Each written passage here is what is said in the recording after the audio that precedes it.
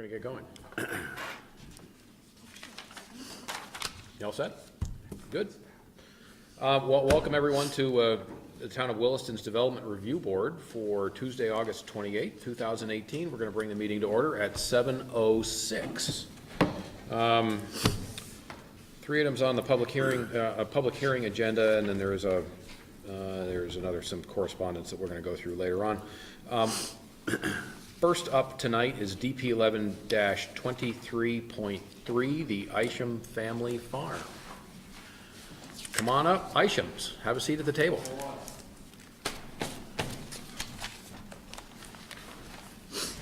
Mike Isham, Oak Hill Road, Williston. I'm going to ask you to say that again and your address. Mike Isham, Oak Hill Road, 3515 in Williston. Perfect. Doug Henson, Lamro and Dickinson, Welcome, gentlemen. 14 Morris Drive, sorry, Essex. Matt, Emily. Alrighty. Emily's it.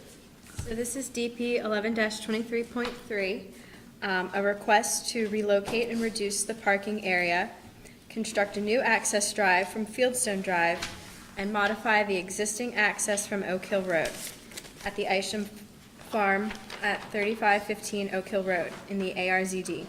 There's also a master sign plan, and we'll address that separately. This property is currently developed as an operational farm with retail sales of farm and forest products and a historic barn used as a banquet facility. The project history: this is the third amendment to DP 11-23. In April 2016, the DRB approved an amendment to allow the barn to be used as a banquet facility. In March 2014, the DRB approved the first amendment to allow for an expansion of a gravel parking area adjacent to the Sugar House and Berry Farm. And then the original permit was in August 2011 to establish an indoor farmers market in the restored barn and the parking area adjacent to it. For the use on the property, the applicant is maintaining the existing agricultural and banquet facility uses. They are allowed in this zoning district, and the bylaw, chapter 31.12.5, allows that historic barns listed on the state or national register can be used as banquet facilities with the DRB approval. This barn is listed on the state and national registers, and those numbers are available in the staff report. The applicant is proposing changes to the access in 3 locations: a new access drive from Fieldstone Drive, widening the access on Oak Hill Road north of the barn, and removing the forked access south of the barn. The applicant is not proposing changes to the southerly driveway used primarily as access to the house and accessory structures. 2 of the existing 4 curb cuts on Oak Hill Road will be removed. Going into more detail, the access from Fieldstone Drive will allow guest vehicles to circulate through the parking area by entering from Oak Hill Road and exiting north onto Fieldstone Drive. The driveway will be gravel for 60 feet from the curb cut, then it will transition to grass.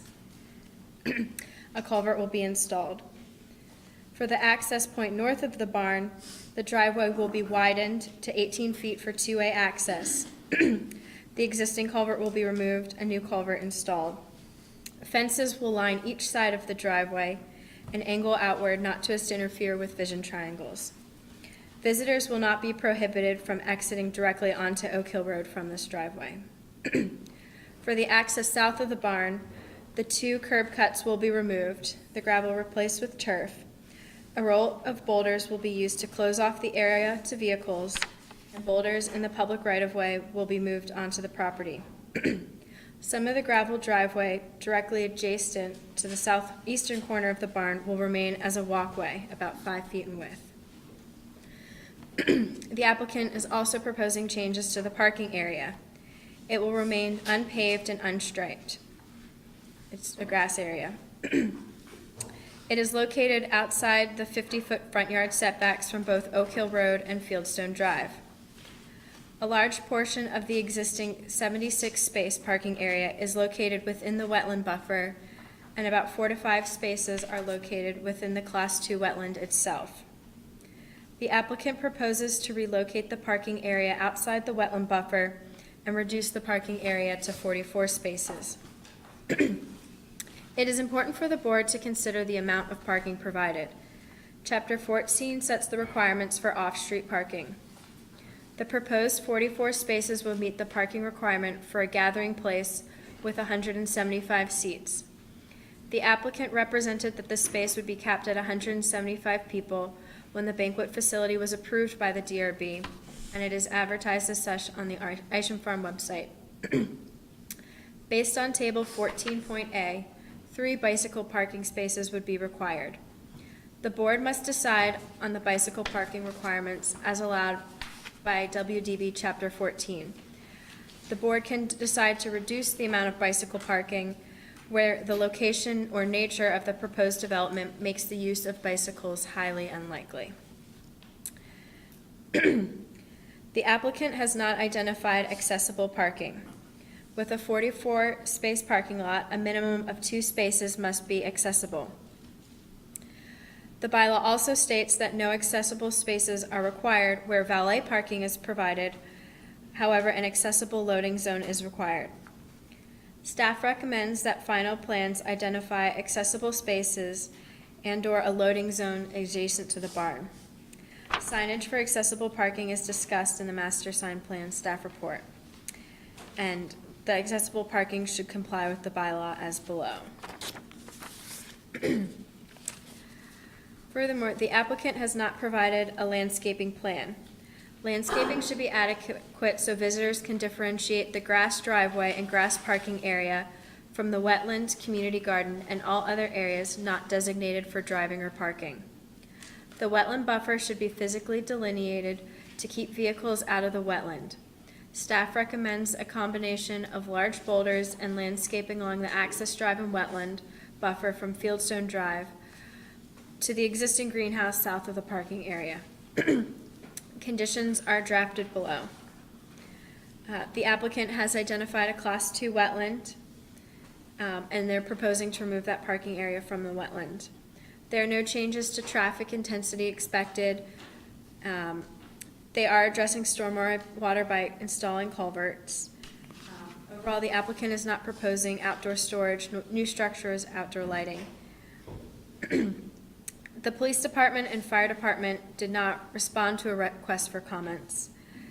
The Department of Public Works responded that they had no comments. However, the applicant had talked to Bruce Hoare prior to submitting the application to talk about the curb cuts. The Conservation Commission reviewed the application on August 15th, 2018, and approved the recommendation that the wetland buffer must be physically delineated to keep vehicles out of the wetland, reiterating the staff recommendation. Staff recommends an approval of this discretionary permit with the findings of fact, conclusions of law, and conditions of approval listed as below. Great, thanks. Gentlemen, what would you like to add? Not at the moment. Okay. Our board? Questions? Paul? First question. The gravel that is behind the barn is going away entirely? Good, okay. Now that's where handicap parking and all that'll be? Okay, that's all you need to know. And the other thing is, that means that the fire apparatus can get right in where the old gravel lot is, right? Okay, that's all I need. You have the handicap spaces delineated, signed? Not at the present. Have you shown those on the plan? No, I don't see any, but I've been known to miss them. So it's not listed. It's not listed. Well, that's because the gravel behind the barn isn't even lined, so it's sort of, Doesn't, It's not listed, Yeah. it's not called out.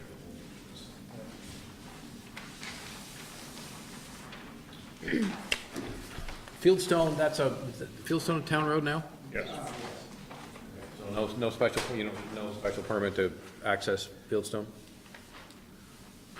We did talk to Bruce about it, whether our driveway would be far enough away from Oak Hill. He was happy with it. The culvert, unfortunately, because of where the utilities were installed during the construction of Fieldstone, the driveway culvert off of Fieldstone has to actually be on the Isham property. It's a dry ditch. Of course. Right. Right. So, And that new culvert where the driveway's gonna be is gonna be enough to have the water go over to where the ditch is cut versus staying, correct? At least that's the plan right now, Yes. right? Okay, It's a dry ditch, there's no water there. well, we'll get one of those big rains. Okay, that's all I need to know. Other questions from the board? Yeah, okay.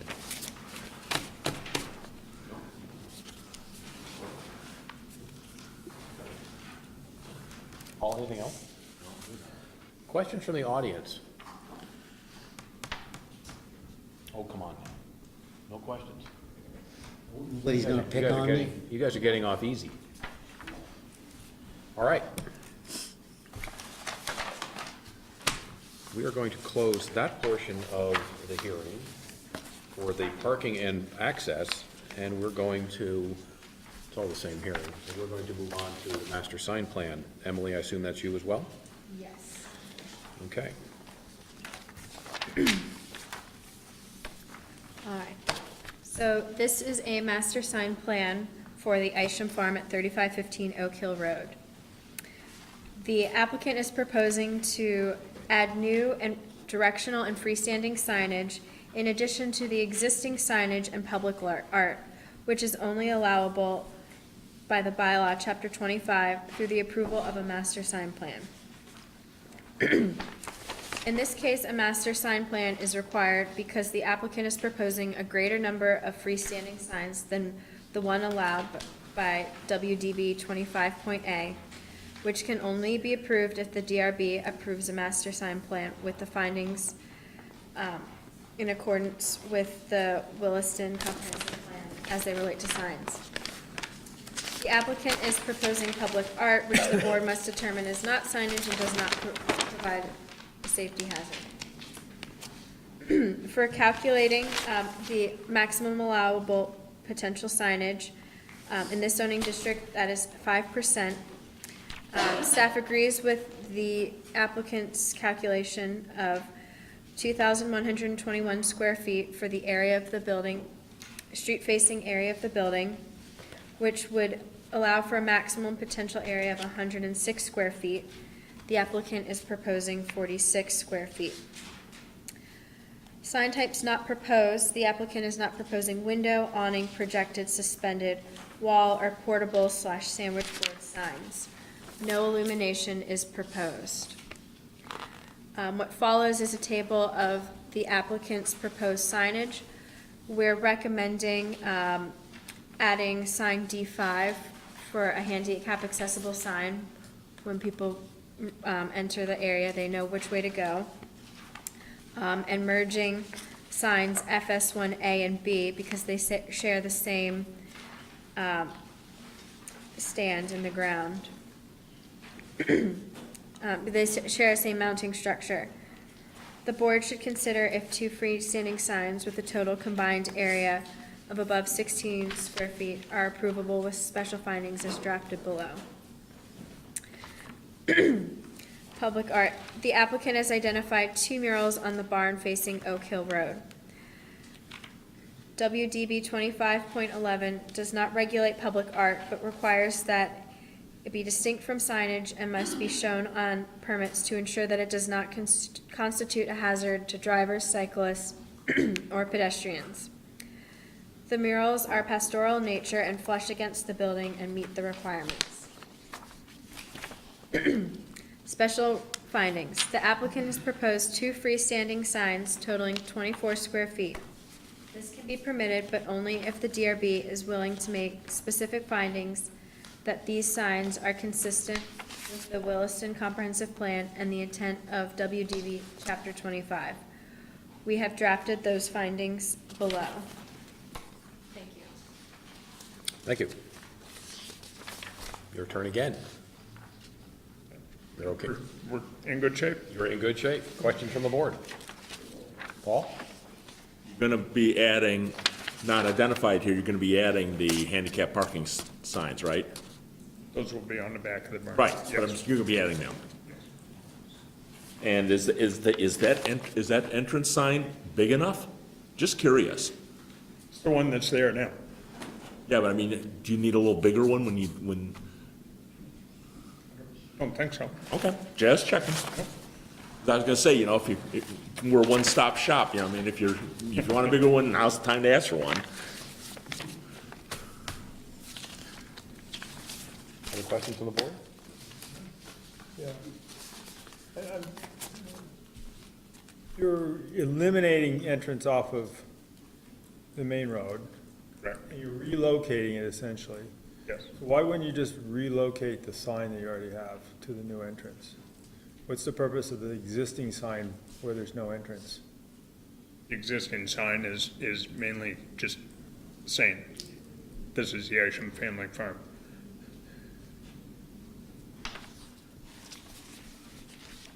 It's two businesses. One's a farm and one's the other thing.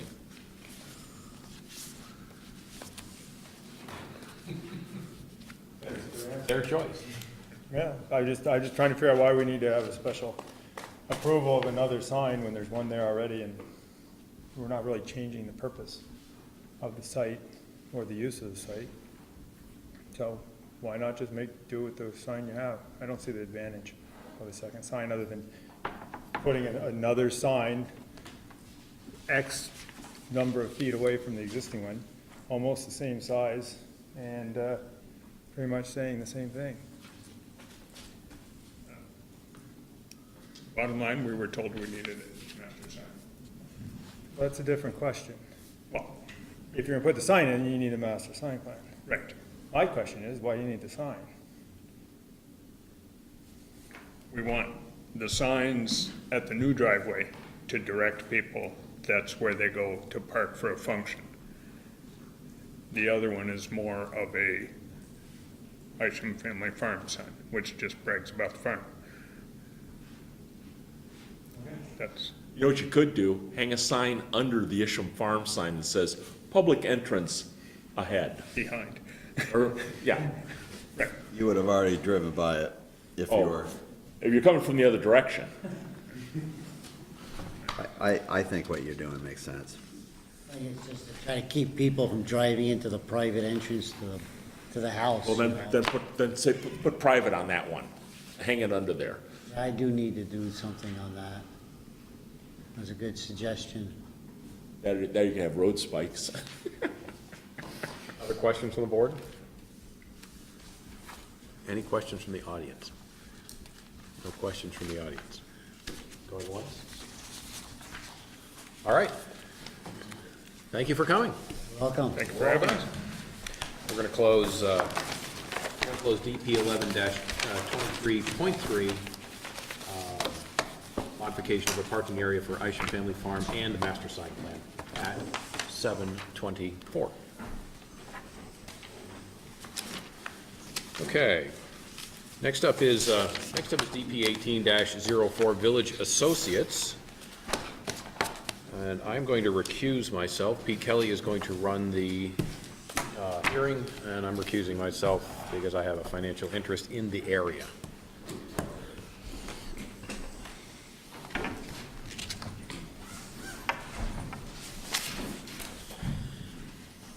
Good evening. Good evening. Paul O'Leary with O'Leary Burke Civil Associates, 13 Corporate Drive, that's in Junction 1. Brett Grabowski with Village Associates at 32 Seymour Street. Welcome. Matt, I assume this one's yours. Yes, it is. All right, this is an application for a discretionary permit to construct a 31-unit, 3-story apartment building at 55 to 59 Day Lane in the Taft Corners zoning district. This proposed residential development will add 15.5 dwelling unit equivalents to the site. The Williston Development Bylaw defines one dwelling unit equivalent as any unit containing 2 or more bedrooms. A unit with 1 bedroom or a studio unit is defined as 1/2 of a dwelling unit equivalent. In this case, the applicant's proposing 15.5 total dwelling unit equivalents in the form of 0 apartments with 2 or more bedrooms and 31 apartments with 1 or fewer bedrooms. So these are all below the 2-bedroom limit to be counted as a whole dwelling unit. The property is currently developed with a building containing office and sort of retail commercial uses. The subject parcel is part of Mansfield Park, which is a commercial development including several adjacent parcels and buildings developed in a fairly similar pattern as this parcel is today. Sort of single-story, multi-purpose commercial buildings with adjacent surface parking lots. The DRB did review this project as a pre-application back on September 26th of 2017, made a few recommendations related to addressing public works comments and needing to obtain growth management allocation at that time. Growth management review did occur in March of 2018, and in the staff report, I've recited the applicant's representations and the score received by the project, which was a total of 31 points, where 30 is the minimum necessary to gain allocation. DRB awarded points to this project for energy efficiency, for offering a housing choice, and for building some minor sidewalk connections and design for context. There were no points awarded for affordable housing, neighborhood space, or open space in this case. Those are for offering those items above and beyond any baseline requirements of the bylaw. There is a neighborhood space requirement in this district that the applicant is proposing to meet with an urban park, and I'll go into that in a minute. But the project did receive allocation. So something we're doing a little different with this staff report when you turn the page is the recitation of all of the bylaw requirements has been labeled findings of fact by the staff, because that's what this really is. This is the facts of what the applicant is proposing. And so rather than go through all of this and then recite it again in a list form, we're just calling this the findings of fact. So you may notice that difference here. So reviewing those findings, the proposed use here is residential. Residential is an allowed use in the Taft Corners zoning district per the terms of the chapter 41 of the bylaw, which is the chapter that governs that district. There is a new structure proposed. It's essentially on the footprint spanning 2 existing foundations. Those foundations were poured many years ago for the purpose of arguably probably a single-story commercial building that is no longer planned to be constructed. The footprint would be roughly the same for this building. It would not be reutilizing those foundations given their age and configuration.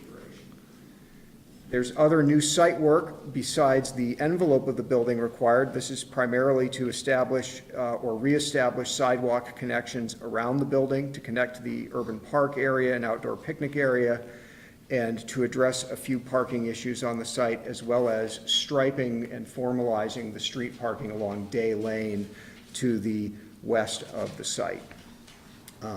There is no subdivision or boundary line adjustment, no platting changes proposed as part of this application. In terms of residential density, I went over prior to this the dwelling unit equivalent and have provided in the staff report a recitation of the maximum allowable dwelling units.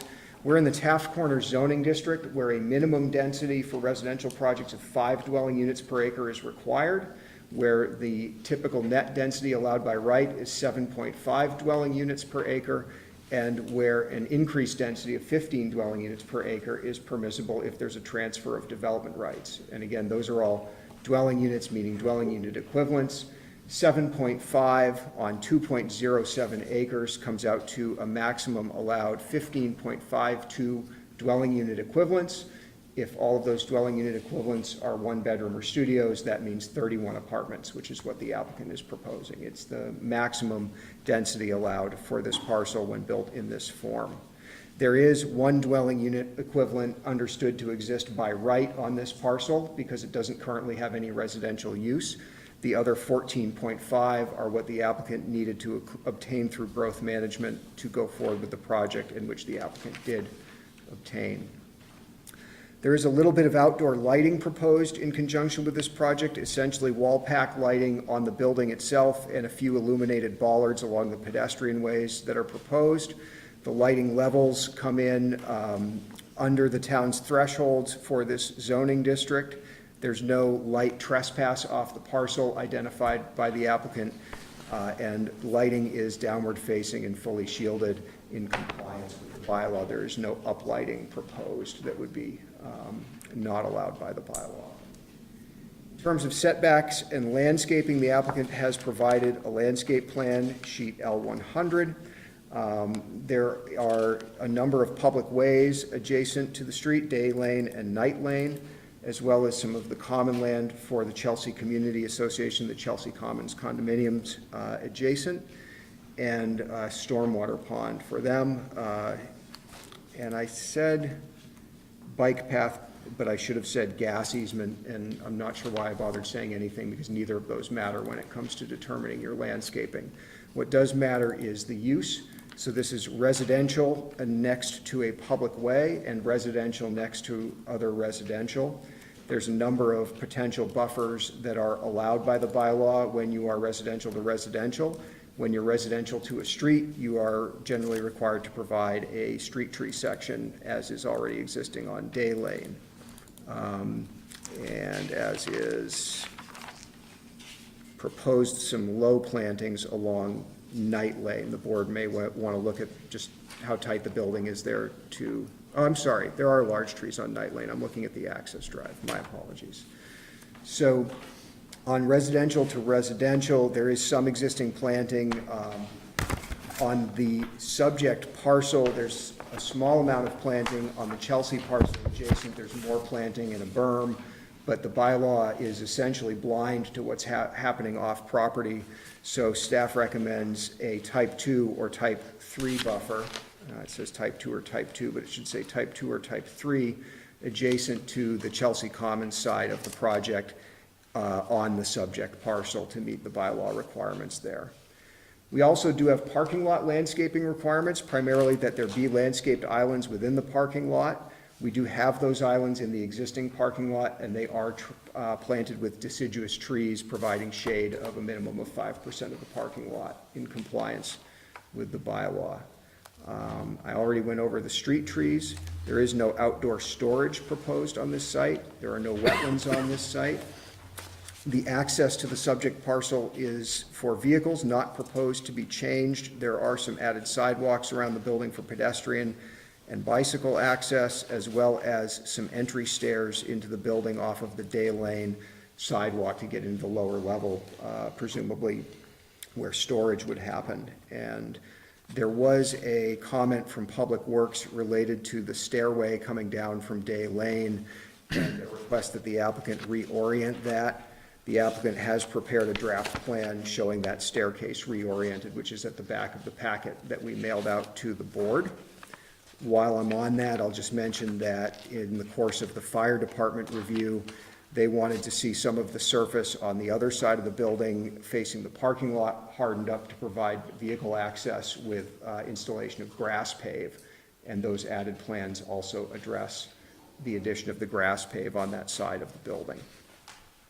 In terms of traffic generation, 31 units in a multi-use building are expected to generate 19 PM peak hour trips. That's 19 vehicle trips at the driveway during the busiest hour between 4 and 6 PM Monday through Friday. The zoning administrator, meaning me for the time being, will issue a traffic impact fee assessment as part of the permitting process should the project move forward. I actually get to make that decision sitting in the back office all by myself, but the study justifies 19 trips, and I'm generally not inclined to make it up where the ITE has come up with a number. This will increase overall trips on this site from 36 to 55 PM peak hour trips, but you may remember there's a foundation here. There was a proposed commercial building on the site. That building was actually, at the time of permitting of Mansfield Park, expected to generate a total yield on this site of 59 trips, so the residential build-out would actually represent a reduction in vehicle trips from what was originally anticipated when this was thought it was going to be all commercial. So then we move on to parking. Parking in Williston's Chapter 14 is generally expressed as both a minimum and a maximum, and with that number that the applicant arrives at, able to be reduced through a couple of methods, in this case, possibly via shared parking study, which the applicant was asked to submit as part of pre-application and has made part of their application. So I will go through parking. We have 31 multifamily residential units, and our bylaw anticipates that those will generate 1 3/4 parking spaces demand per unit. So that comes out to 54 1/4, or rounded up to 55 parking spaces demand generated by the new development on the site. Across all of Mansfield Park, which is the calculation the applicant has chosen to submit based on the idea of a shared parking study, the commercial development on the site generates a demand of 144.9 parking spaces. That's assuming general office for the entire commercial development. There's a variety of uses in there. Some generate a little more parking than an office, some generate a little bit less, but that's the calculation we're working from.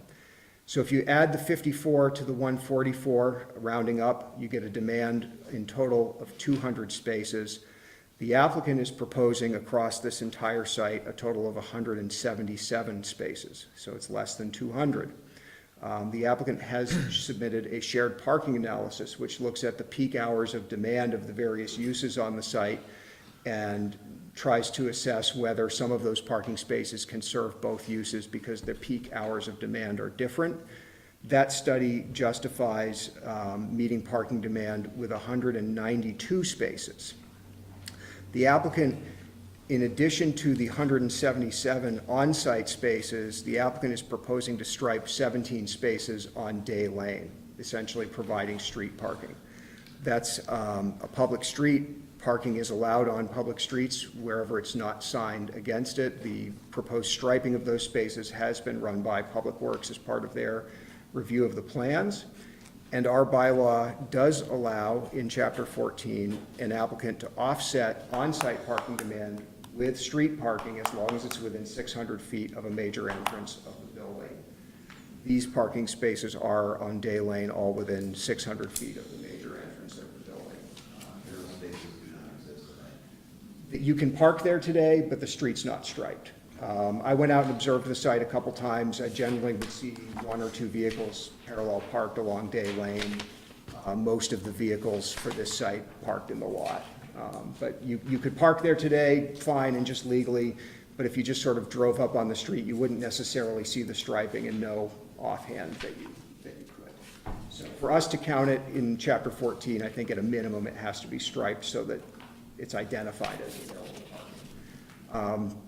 And I will note that Williston, in terms of dealing with snow emergencies, we have a relatively simple winter parking ban that disallows overnight parking on the street in the winter months. So those would be times of year when those street spaces would not be available. So there is, some time of year where what would be available would be those 177 spaces where the shared parking study allows for 192. Again, the town's bylaw does allow for that offset and for the DRB to review projects in that way. So those spaces would not be available during a snow emergency only? They're not available overnight during the winter. Okay. So Williston's winter parking ban isn't like Burlington or Winooski where the lights come on during the snow emergency. I wanted to make sure I heard that I right. think it's December 1 to April 1, midnight to 7 a.m. or something fairly similar to that. So that's correct.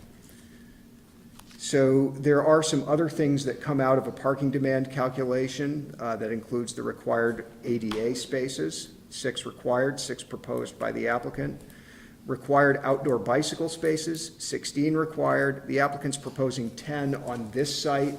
There may be some bike parking on the rest of the site, I'm not sure, but we're fairly close to the site-wide requirement for Mansfield by putting 10 next to this building.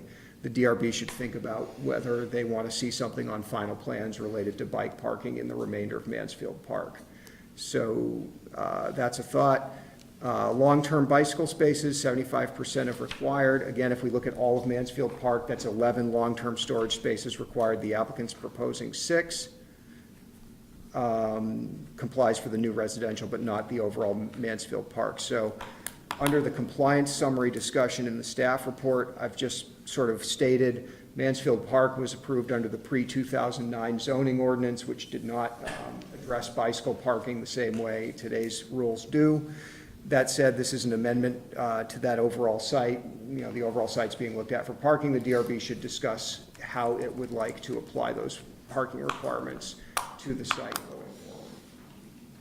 I've made some notes there about acceptable versus unacceptable types of bicycle rack based on the rules that the bylaw has for safe locking of bicycles. In terms of signage, there's no newer changes to existing signage proposed as part of this application. The fire department always does ask for building entrance labeling and things like that. Stormwater treatment will be provided by the existing detention basin on the site. That was part of the original approval for Mansfield Park and did anticipate a building and impervious surface in this location. The applicant has stated that that will be sufficient. The applicant is proposing to connect to municipal water service and has obtained sewer allocation from the town for wastewater treatment. And the Public Works Department will assess connection fees when that comes through. The applicant has shown all of the required utilities. There are snow storage areas shown on the site, off the side of the parking lot, not in conflict with parking spaces, not in conflict with dumpsters or anything else on the site that we could see. There are trash and recycling containers shown on the site. There's an existing concrete pad, appears to be currently unenclosed and not in use. We would recommend that that concrete pad be screened in compliance with the bylaw for it to go into use and for that to be shown on the final plan. This project's also within the town's design review district and was reviewed for its compliance with the design review requirements. In particular, the Historic and Architectural Advisory Committee had some comments about the scale and coloring of the building and considered the building in relationship to both the Chelsea project, where all of the units are essentially the same color, similar design, and the Hamlet project to the other side, where the units are all fairly different colors. The different houses are different colors. And in looking at the coloring, the recommendation made to the applicant following the pre-app coloring of the building, which was fairly vivid, was to tone it down a little bit, but not have it be all one color like the Chelsea building. So the applicant did submit a revised plan showing a different elevation. Showing a different coloring of the elevation. So you see a reddish, a bluish, and sort of a gray-green color, as well as a light gray color proposed for the building at this time. The roof line of the building is relatively flat, but there is a little bit of articulation there, and I'll go into roof line when I get into the Taft Corners requirements in a minute. So in addition to being in the design review district and the requirements that come out of there, this is also in the Taft Corners zoning district, which comes with some of its own requirements. Pedestrian connections are required. You'll see the building has sidewalk on 4 sides with hardened sidewalks leading to the building entrances. The new buildings are to be brought to the sidewalk when they're adjacent to a sidewalk or street in this district. This building's being pulled up to the corner of Night and Day Lane. There are no dead walls permitted. Walls have to have articulation and windows and doors in them. All of the walls of this building do have those things. And then it says apparent building mass must be broken up using clearly demarked doors and windows, including display windows, variations in building footprint and architectural detailing. So you can see some of that on the elevation, and you can see some articulation in the proposed building footprint as well.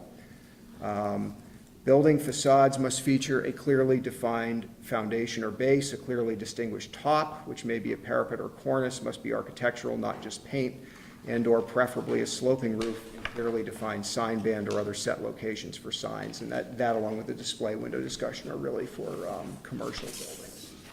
Use of inferior materials for the sides or rear walls of a building is not permitted. As I understand it, the same materials are proposed on all 4 sides of this building.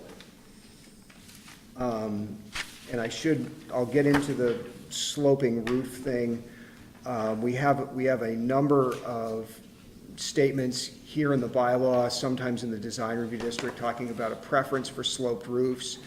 That said, the practice of this board and the town in general has been to look at roof articulation and some of these more urban buildings having a flatter roof as being acceptable as long as the design supports it, rather than necessarily putting a pitched roof on everything.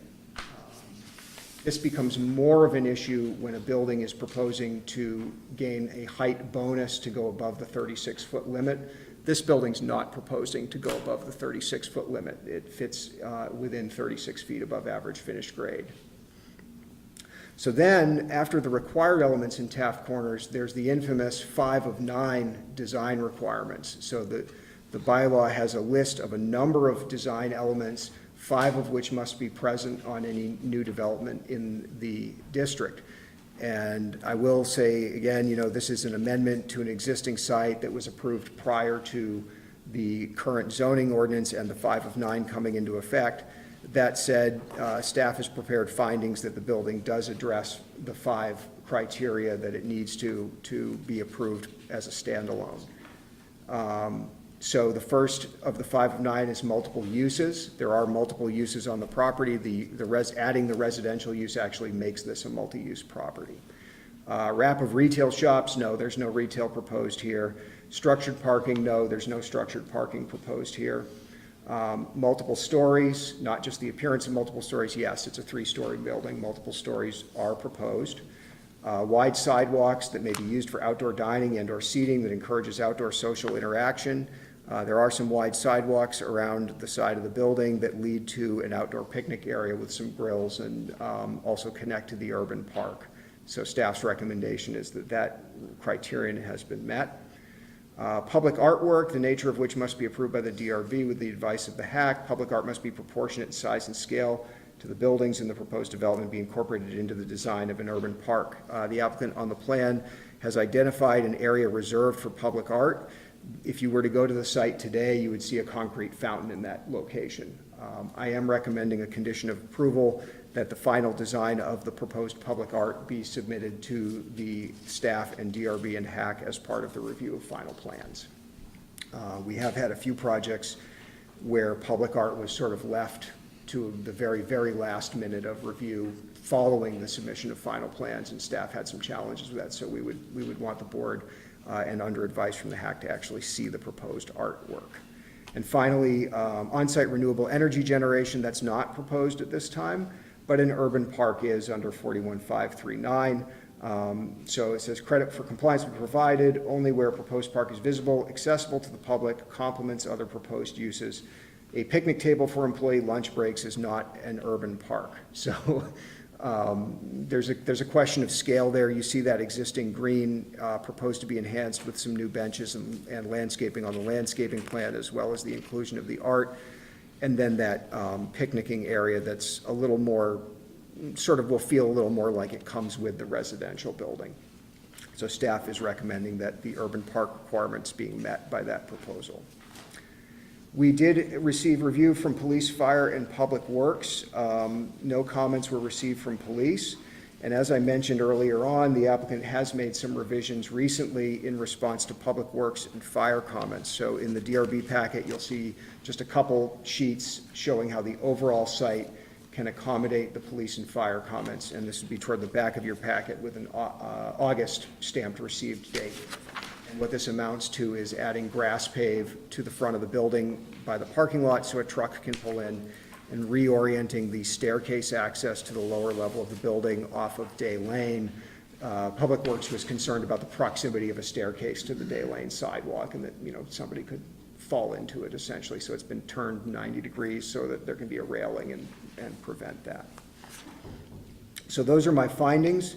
We're recommending approval with findings of fact, conclusions of law, and conditions of approval as discussed below. Within these conditions of approval, most of them are our standard conditions. When you get down to the last page by the motion, conditions 23, 24, and 25 were drafted by staff specifically for this application, and they address the landscape buffer enhancement, location design and specifications of bicycle racks, and the public art element, as I discussed before. And with that said, I will stop. Okay, thank you, Matt. First question is, have you read the proposed conditions of approval, and are you in agreement with them all? We are in agreement, yes. Okay, great. So walk us through, if you would, I think this will probably be you, Paul, the parking for the project. Sure. I think there's some interest in that from the, that will come up in the public input portion of this hearing. Well, it's slightly different than what Matt described. That's my fault.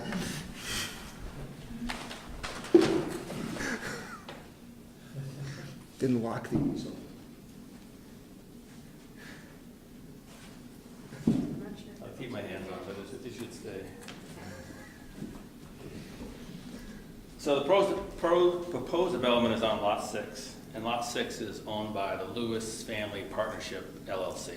And the Lewis Family Partnership also owns Lot 2, which is here, Lot 3, and then Lot 4 across the street.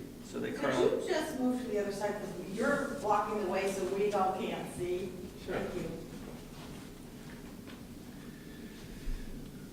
So we have Lot 6, Lot 2, Lot 3, and Lot 4. So the shared parking calculations just assumed the lots that the Lewis Family Partnership owns. So we didn't look at the entire Mansfield Business Park and do a shared parking calc. So we didn't look at Knight's portion, we didn't look at Lot 5, nor did we look at Lot 1, because they're on a different ownership. So what we did is counted the spaces that are available on Lot 2, Lot 3, Lot 4, and Lot 6. And as Matt noted in the staff review, when you looked, when you did the math, it came out with a requirement of 200 spaces to incorporate all those commercial buildings in our proposed 31 residential units. When we did the shared parking calculations, which is provided by the Urban Land Institute, it makes the adjustment recognizing that if you have an office use, they require 100% of their parking spaces, typically at 11 a.m. to 1 p.m. in the afternoon, whereas a residential use typically at that time only requires about 50% of the spaces. And as you would expect, if you drove in here by 8 p.m., the office buildings are generally pretty much empty, only a handful of cars there, whereas the residential units would require their full complement of 31 units times the 1.75 spaces per unit in the bylaw. So we did the calculations, we came up with 192 spaces. We were still short.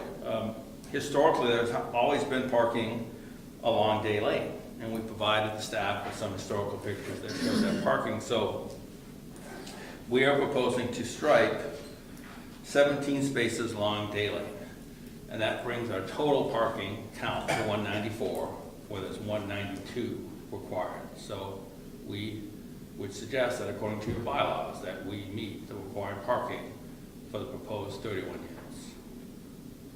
Got a little back and forth with the fire chief. Originally, he was concerned about, access to the building. We met with the fire chief, and he agreed that if we provided him access to the back of the building for the ladder truck by using the grass pavers, that he would be fine with the parking along Day Lane. Originally, he asked us to eliminate, I think, 4 of the spaces. We made the changes. He agreed. We're back to 194. Okay, before you continue, I'm gonna ask the board if you have any questions relative to parking. Yeah, I do. One comment the chief overlooked it is, sure, he can plant the tower truck inside. What happens if the fire is on the other side? He's gonna need those 4 spaces. He may not think at the moment he does, but he will, because fire never seems to be where the parking is provided for fire apparatus. Well, the building is very close to the street on the Night Lane side. Essentially, it's Now, there's no parking allowed on the Night Lane side, correct? And so, actually, no, I don't. I think there is. I think you can park. I don't believe that Williston has passed an ordinance that doesn't allow parking on Night Lane. It's nothing formally striped, I could be wrong on that. No. So my question is, in other words, you could have that vehicle surrounded on two of its major sides where the fire is actually occurring, and they're not gonna be able to put the ladder truck where they need to put it. Fire chief felt comfortable that he'd have good access from Night Lane in the front, and with the addition of the grass pavers in the back, he'd have good access to the back for his ladder truck. So he was satisfied. I'll have to talk to him. The other thing is question, do we have any other developments that we do where we allow public parking, public street parking to be counted towards their totals? Yes, any development in Williston. Every development in Williston, we've done that. The most recent practice of that would have been looking at the parking demand for both CVS and the Lot 30 project and the street parking provided along Merchants Row, which was the new street constructed for those. Oh, and I don't remember the winter parking ban being mentioned when we went over those. Lot 30 was approved in 2010. Well, that's why I didn't hear it. But I mean, the second one, Merchant, wasn't I on for that meeting, or was that already done? Merchants Row was constructed as part of the Lot 30 and CVS Okay. projects. Because I'm just kind of curious is that, you're talking about how many months? Are we talking about potentially those parking spaces are unavailable? 4 months. Yeah. That's quite a bit. But it's not the evening where we need the spaces. In the evening, the commercial uses are pretty much empty. There's plenty of spaces. So you're telling me that the building where you're building, that Jazzercise doesn't have any parking demand at night? 6:45 is the last class, and that gets over at 8. And then. And the other question is I know American Heart runs stuff at night because they always sending me demands for money, and I know they run their programs at night. So in this particular development, you got two businesses that don't follow traditional business models. Their actual work time is nighttime, not daytime. The shared parking calcs do assume that there's some use during the evening hours in the office. It doesn't say it's zero. Okay. Obviously, the residential demand is basically after 8 p.m.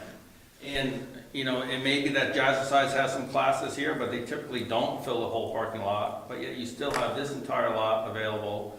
You have this entire lot available if need be. Okay, so you got other lots that are, and this lot with the 44 spaces, what's its average occupancy? I don't know. Maybe we actually do need a full parking study. Okay, next question, go on, that person.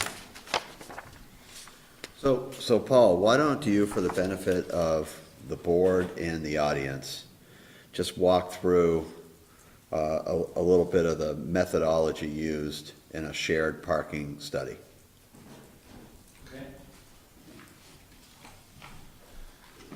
So we use the Urban Land Institute, and let me find my table. Actually, the table's on sheet 2 of the plans. And so the Urban Land Institute looks at a few basic classes of use, right? In this case, yeah. Can't see that. In this case, we have apartments or residential units. We have retail uses. We have a movie theater use. We have office use, and we have restaurant use. Right? Those are the typical uses. If you look at the table, the table basically says at 6 a.m. in the morning that 100% of the residential spaces are required, 0% of the retail, 0% of the movie theater, 4% of office, and 0% of restaurant spaces are required. And so on and so forth. When you get down to noontime, it'll tell you that you need 85% of the residential spaces, you need 97% of the retail spaces, you only need 10% of movie theater spaces, you need 90% of office spaces, which would make sense, and then you need 50% of any required restaurant space. as you move further in the day, if we go to say 6 PM, you need 92% of the residential spaces. You need 92% of the retail spaces. You only need 80% you need 80% for movie theater. And the office space drops down to about 23%. So there's still a requirement for office space, but it's only 23% of the maximum. And restaurant space, as you would imagine, is up to 90%. If we jump forward to 10 PM, we're at 99% of the residential spaces are required. On the retail space, at 10 PM, we're down to 32%. Movie theater, as you might expect, is peaking at 100%. Office space is down to 3%, 10 PM, 3% typically of the office space is needed. And the restaurant space is still hanging in there at about 90% at 10 PM for all those late diners. So basically, it's a large spreadsheet, and it goes through and it adds up all the uses. Now, for the uses that we have out there, apartments, essentially residential and office, the peak requirement occurs at 11 AM, and that is 192 spaces. When you get to 8 PM, it's dropped all the way down to 83 spaces. So it's gone from 192 spaces needed midday down to 83 spaces, or actually that's 63 spaces at 8 PM. By midnight, we're basically down to 55 spaces, just essentially the residential spaces. So at midnight, we've got 192 spaces out there, 194 spaces, including the on-street spaces, and it says that we only need 55. So if we went there at midnight, there should be 100 parking spaces available. So even if there is a parking ban, should be able to find quite a bit of space. And that was exactly what I wanted you to address. So Paul, did you follow that? Yeah, I got it. Okay. So, I'm gonna go a little bit out of order here, and open up, public comment on the shared parking principle. Cause I think it's appropriate after what you just said, Paul. So if you would, if you're asked to speak, if I acknowledge you, please stand up, give your name and address, and address the board, please. Sir?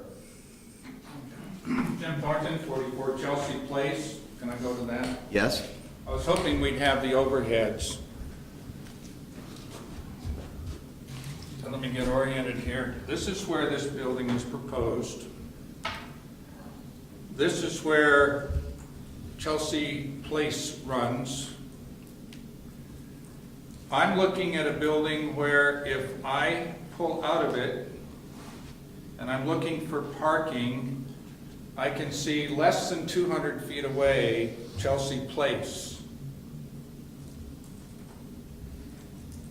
Otherwise, I have to look across the street, around the building, down the street. I understood that the original recommended or required parking was going to be 600 feet away. A person coming out of this driveway, not able to find parking, is going to do what? Seriously. They're going to look, they're going to the closest parking spot they can find. Now, I recognize that Chelsea Place is a village street or a town street. I recognize that. But if you look at the design of our units, our parking lots and the parking in front of our units is really quite limited. It is townhouse parking. It was designed to be a quiet townhouse neighborhood. I honestly believe that the person who cannot find parking behind here is going to take the obvious first option, and that is to turn right and park at the first spot they see. We have one parking space per unit in front of our homes,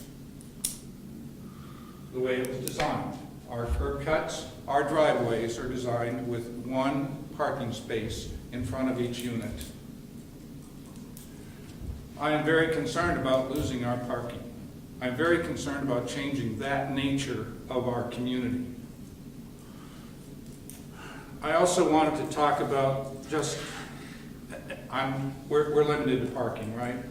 I would like to keep it to parking right now. And I'm going to respect that with one caveat. When you turn out of this unit, there's a note that there are no signage, changes of signage. These are our mailboxes right here. I would beg you to require no parking or some other protection of our mailboxes. For access. Yes, please. And I would ask you to consider possibly residential only parking for our immediate adjacent street. Okay, thank you. Ma'am? Allison Barges, 8 Chelsea Place. I live right here, or actually right here. And I'm also a member of Jazzercise. I go to the very popular 805 class. Looks like this. 805 usually goes a little bit into here. There's a 6 a.m. class, and then the day at the end at 6:45 there's a class. But the most popular classes are Saturday and Sunday mornings. And I can see from my condo, because sometimes I look to see whether it's going to be too crowded or not, it fills the whole parking lot on Saturday and Sunday. I wasn't able to take a picture this past weekend, but if you go at the morning Saturday and Sunday classes, you'll see that this parking lot is full. On Chelsea Place, we typically have 1-car garages, and then we have usually people who have 2 cars. So in the summer, everyone parks on the streets. We've already had issues where people cut through to avoid the light and pop out on Zephyr. So if I lived here, I'd also consider going that way. And people really speed down this road, which when there's added public parking, I think will be also unsafe. In the winter, we are not allowed to park on the street. So people sometimes try to park here, and I know American Cancer Society will give them a note and such, they can't. So then they go over here. And like you were saying, in the winter time, you're not gonna wanna carry your groceries and everything from here. There's gonna be a lot of parking here, and people will probably start to park over here. And I'm also part of the Making Strides for Breast Cancer Walk, and we do have evening meetings starting now until the walk in October. So my concern is that people will definitely find the closest parking, especially in the winter, and when you can't park on the street, you're gonna lose that extra space. We don't have visitor parking at Chelsea, so people are already looking for extra spaces, and you're not allowed to cover the sidewalk, and we're definitely not allowed to park on our lawns, which some people have taken to accommodate extra parking. And I'm just concerned that this is gonna be considered too far for someone, especially if your apartment's here, to walk, when this is full at 6:45 with Jazzercise, or the really popular, right after there's a very popular one right after school that a lot of people go to. It's actually less populated by noon or 11 a.m. than any other time during the day. So these are my concerns, as well as I have a big concern about this dumpster, but we'll get to that in a little bit. Okay, thank you. Ma'am? So my name is Marion Kushner. I live at 60 Chelsea Place, so I'm on the back side. I feel that the concept of the shared parking may fulfill the letter of the law or regulation, but I believe it violates the spirit of the law. That the fact that you have to go to these other parking areas and you have to paint lines on the street, that's not fulfilling your obligation of a certain number of spaces. There's a lot of traffic already. People use Zephyr Lane as a shortcut between 2 and 2A. And right now, it's deviating just a bit from the parking. But people are coming out on Zephyr Lane because there's a traffic light there. When you have all this extra traffic and parking, they're going to want to come out on Ninth Lane. There's no traffic light there. You take your life in your hands. So that's another concern of mine. But I don't feel that the parking has been properly addressed. And I think that reflects the fact that the size of this building is out of proportion to the area. Thank you. Ma'am? My name is Kathleen concerned is the traffic that's gonna develop with these at the times, like he was saying, people coming home. Our children play in our development. It's quiet. We all mostly know the children. But that concerns me with the, like, cutting traffic, cutting lanes, trying to avoid lights. That's concerning. Also, the jazzercise. After jazzercise, the last class gets done at 7:45 at night, which are very full classes, and they'll start picking up now that winter times come. They also do have ballroom dancing at night that goes until 9:30 or later, till 10. That's a full classes. They also have, they've been doing line dancing. So that parking lot does get full at the times after these hours for other extracurricular activities that they do in that jazzercise gym. So that was just a concern. Thank you. Sir? So Brad Cummings, so I'm at 106 Chelsea. My concerns are on day lane. They're going to restripe it. Is there any accessible parking? Pads put in, who's paying for those? Also, who's going to restripe the street every year, every 2 years, whatever that may be? Those are my parking concerns for the moment. Any other parking questions from the audience? Ma'am? I just wanted to add, I have written and other people have written to the police in Williston and Public Works about the speeding and the cutting through, and it's on record that it's becoming very dangerous, because again, we don't have guest parking, so people park on the street, and there's people playing, and they're cutting through. I'm not sure how that would slow the additional 31 units of people coming through, taking a right. Sir? As far as I know, this is the first time we've gone with this shared parking concept in this development area, this whole area. Every other building put in here has had a requirement for adjacent adequate parking. And this is a change in that direction, change in that policy. Matt, can you address that, please? So the Hamlet development, I'm not sure, but the applicant can refresh my memory as to whether shared parking was looked at. There are a mix of uses there. I am certain that there was shared parking assessed as we've looked at the Finney Crossing development, and will continue to be, because it's a way to reduce the amount of surface parking that gets created. The broadening out into the rest of the zoning district, it probably feels pretty far away from this, but we did do an extensive shared parking element to our review of proposed additional parking at Maple Tree Place. Essentially looking at reducing the amount of new parking that Maple Tree Place would build based on the uses it has. So there's a couple times we've looked at shared parking analysis. It's a little early at Finney Crossing because we don't have a big commercial build out. Sherman's project. We did look at shared parking for the Kismet Gym. They built 56 spaces instead of, I think, about 86 that they would have been required without a share. It wasn't just looked at, it was implemented. Sorry, that was built with 56 That was- spaces. Right. So if I may, the principle is to try to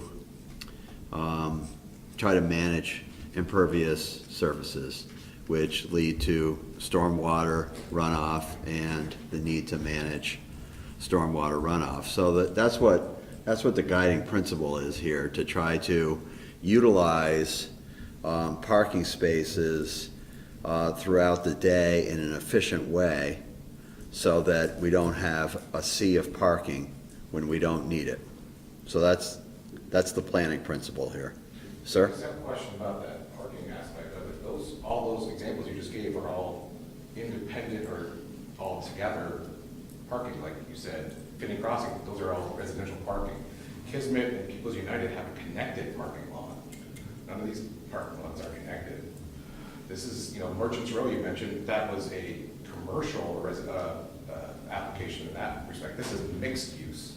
So I'm not sure if the shared parking really applies to the other examples that you've given to us. Brett? So I also own the Hamlet project, which is right next door, and It is the hamlet along Zephyr Road, the buildings that are right at the corner of Zephyr and Day Lane it's a mixed use, those are mixed use buildings. There are apartments up above and residences down the street. There's on-street parking striped along Day Lane. So the first floor of the two buildings right at the corner of Day and Zephyr, there is a salon, there's a spa, there's a financial office space and another office user. The spa and the salon actually has hours from early in the morning to very late at night. And then along with the apartments up above. And so it was permitted based upon a shared parking analysis as well as allowing for credit of on-street parking. And we've had tremendous success with it, and it works very, very well.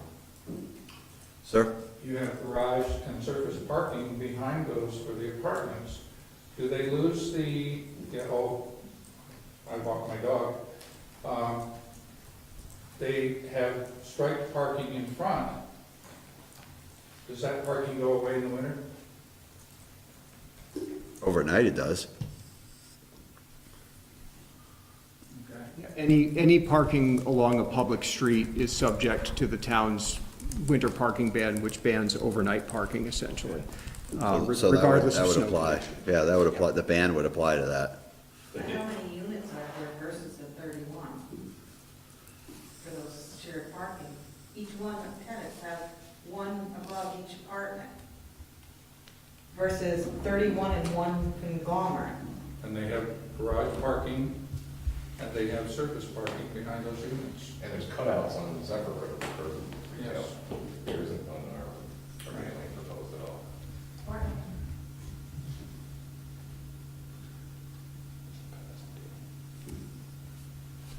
Any comment on that, or? No, I don't know if they were talking to me. There's no cutouts on Day Lane.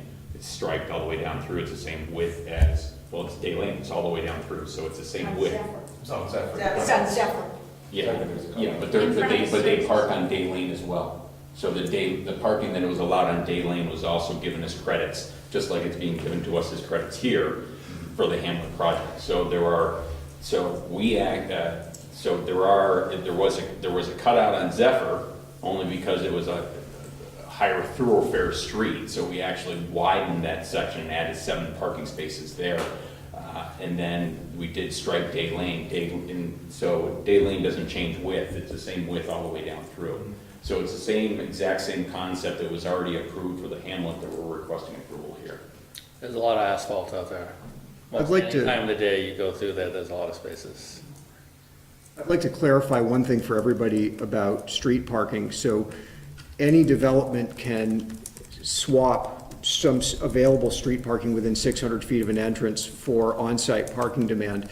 It's not required that on-street parking be solely reserved for that development. So for example, if CVS and Aspen Dental both are looking at the same parking space and saying that's within 600 feet of my entrance, under our bylaw today, both of them are allowed to say that's one space that I don't have to build on my site. So, there are things that you can do regarding designated or assigned parking within a private development on those private lots.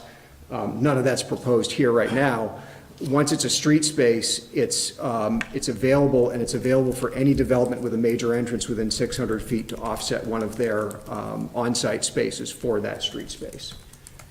So they're never owned or controlled by anybody. They're available for whomever wishes to park there. That's correct. And they're 24/7 except during the winter. Except for those April to December after midnight till 7 in the morning. So in other words, if someone happens to have 3 cars and they've got 2 cars, room for 2 cars in their home, they can actually come over and just pick a space on Day Lane and just plunk that car there. They could, For literally up to 6 months, just have it sit there. if it remains plated and registered. Yeah, that's what I'm asking the question. And, there may be times when there's street maintenance that happens where that car might be requested to be moved. That usually happens frequently enough that picks up those sort of longtime street parkers. But yeah, There are places in the town, in the county, where you will see a car, parked on the street for extended period of time like that in the summer months. Any other parking questions? Sir? I'm Ron Bomer from 90 Madison in the Hamlet. The day lane is restricted to parking on one side. And so it looks like you're going to do dual parking, which could be problems for the fire trucks to come. That's what I was thinking. We're only proposing to stripe one side of day lane. So what I just heard the applicant say is that there's only proposed striping on one side of day lane associated with this project. So there'll be no parking signs put on the other side of the road then? That's not what Mr. O'Leary just said. Oh, okay. No, so Public Works controls the right-of-way of the public streets. You, the DRB, can't require anybody to do anything on a public street. They can propose something on a public street like parking as long as Public Works goes along with it.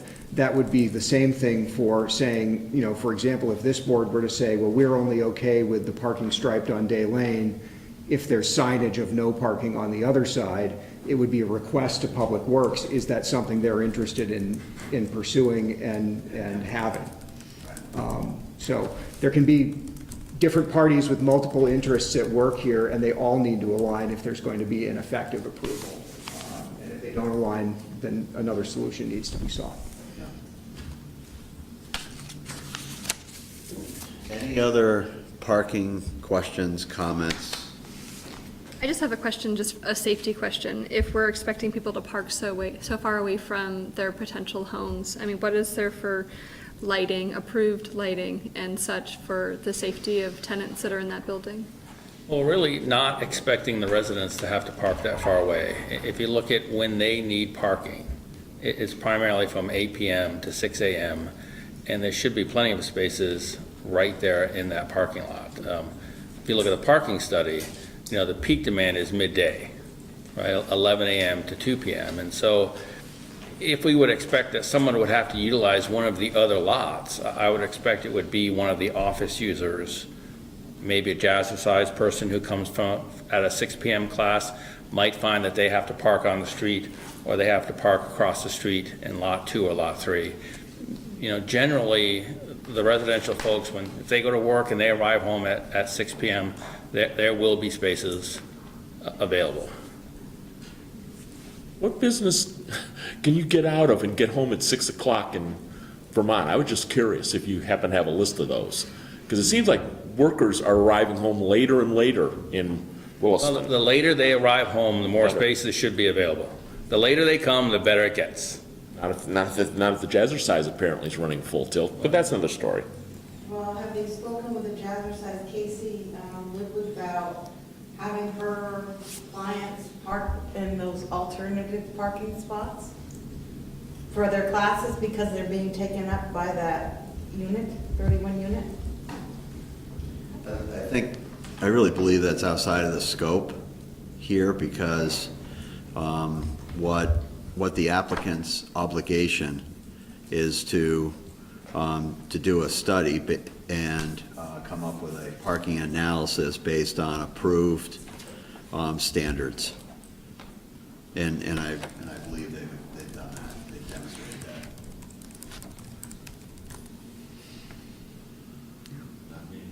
that. Are there any other parking questions?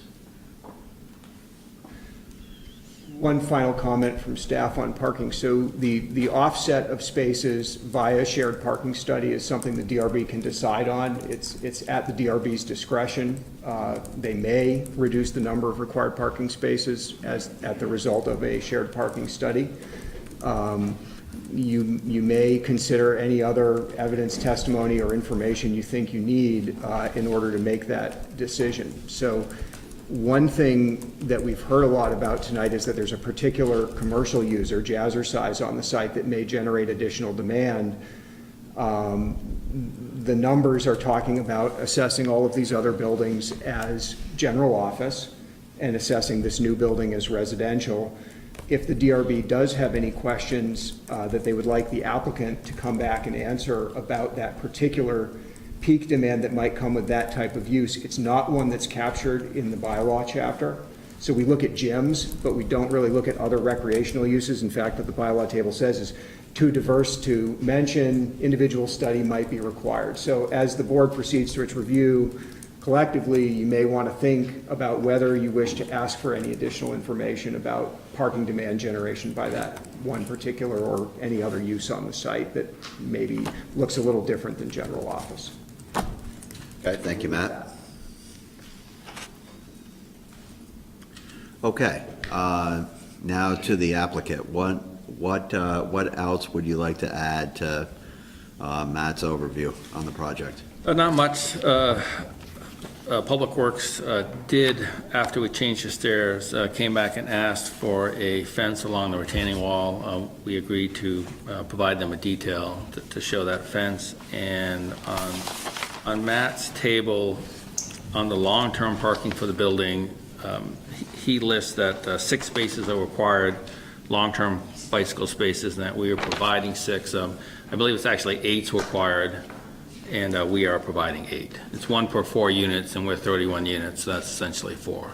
So, Yeah, the whole basement of this building is actually going to be storage for the tenants. yeah, so I think everybody could store a bicycle down there if they wanted to. Yeah, we could store half of Williston's bikes in the bottom of this basement. So it's, yeah, there's basically every apartment in that building is probably going to have somewhere in the neighborhood about a 10 by 15 foot storage locker in the basement. So it's going to be pretty significant.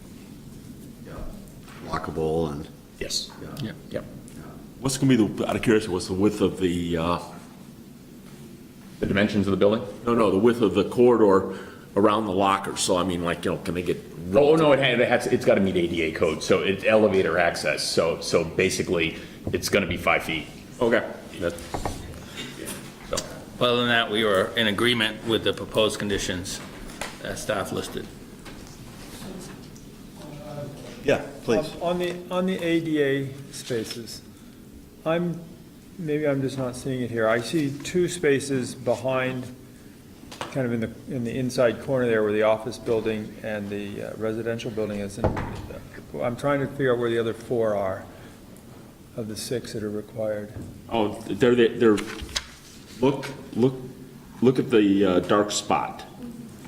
See the concrete sidewalk? Look just inside the concrete sidewalk, you'll see them. Those are parking Those spaces to be removed, Paul. Oh, those are being removed? Those are being removed. Oh, maybe they do miss their count. I don't know, I'm asking. That's a good question. I don't know offhand where those other 2 would be. Certainly, I don't think that would be eligible with the shared parking to put the handicap spots for this residential building across the street and behind another building. I would agree, yes. I think those need to be very close to the, I think you need to look at how many that residential building needs and make sure that number is there. I think you had 2 guys working on the diagram because I think those are the 4 spaces that you were counting for your 6. The other 2 spaces are on the southern end of the building. There's 4 total currently on site. I think he's correct. There's some parallel spaces on the very south end of the building, and they don't show that, but I think that's where the additional. Where are they? Where are those? Not really pictured in that diagram, but on the southern end where you're coming off Dairy Green, there Yeah. are 2 spots that are parallel to the side of the building. You're gonna let have the parking ban? You know where the Jazzercise place is? Correct, yes, sorry, Jazzercise. Yeah, it's kind of hard to see. Those need to be shown for sure. Yes. And there's 3 spots, 2 of which I think are handicapped. Yeah, there's 4 spots there. They're kind of hard to see because there's an underground storage system underneath it. So you've got some utilities just in conflict with the drawing there. I I see. understand that, but I don't see that those are listed as accessible spaces. And I still would question whether those are adequately located for use by the apartment building at that end of the Jazzercise building. I think the 2 that we have on that end are sufficient for the residential, but. Is that, well, I'd like that to be confirmed. It's ADA for apartments is It's 2 per every 50 units, I believe is the number.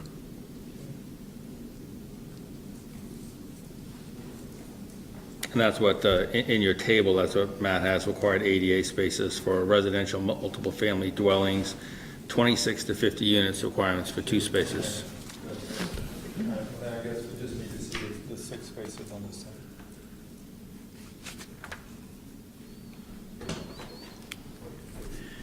Anything else, John? No, I'm sorry, no parking. Courtney, any? Are Paul? We're doing just parking yet? No, we're in general discussion General right now. discussion. General discussion. So, okay, so can you talk about where the entrances are to this building, how they're marked, whether they're adequately marked, whether there's coverage or protection from the weather, et cetera, et cetera? 'Cause it was hard to tell that from the elevations that were in the packet.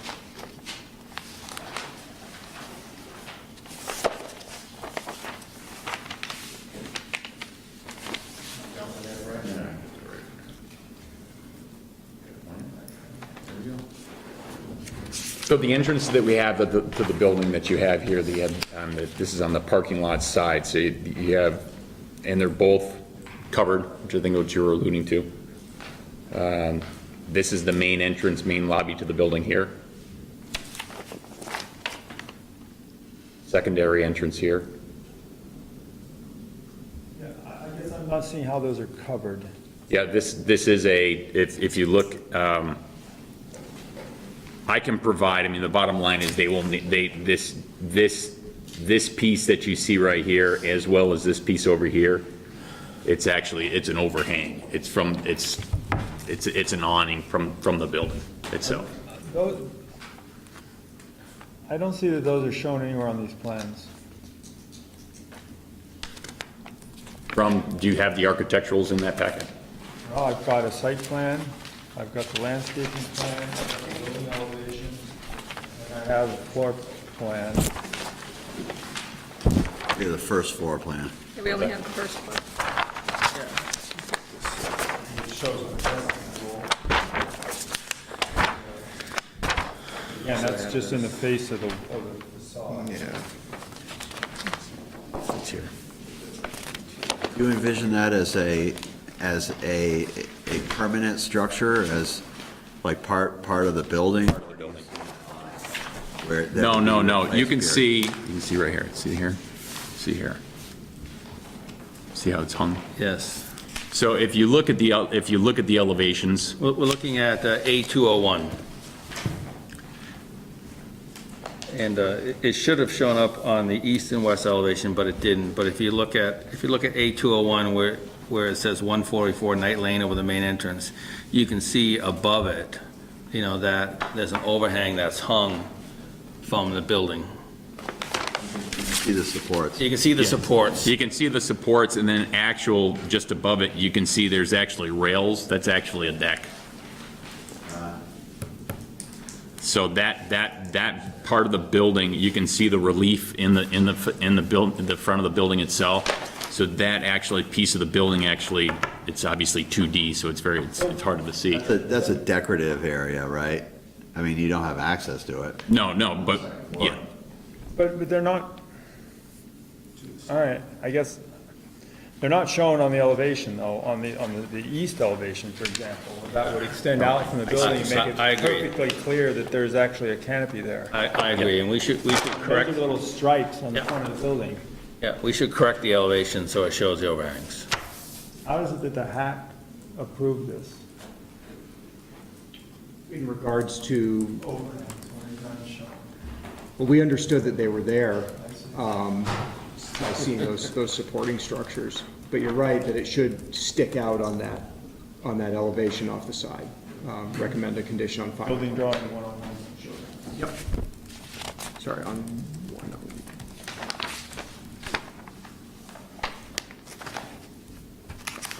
So John, are you saying you'd like to see it on 101, the floor plan, or Well, on I mean- 201, the elevations? I can see why it wouldn't be on the site plan. Normally, you might show where a dashed line or something that indicates that there's a canopy above there, but certainly it should show somewhere on the site Okay. plan. Otherwise,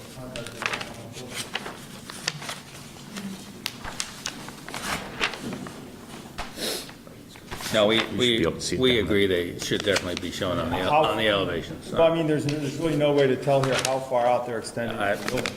Yeah, we Yeah, we agree. So how far are agree they- completely. How far are they extending out? Yeah, no, we agree with that. Yeah. How far are they extending out from the So building? I'm saying we can revise is I don't know. A foot or 2 foot or 5 feet or 8 feet? certainly not gonna be, it's, you know, if you look at, all I can say is traditionally, if you look at other buildings that we've built in Williston, it's about, you're gonna be somewhere between 3 to 5 feet. Are there no entrances along the street? There are no entrances along that lane.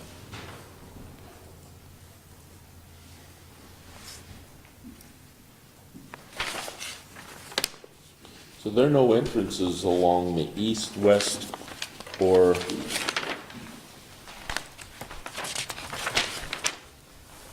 south elevations, right?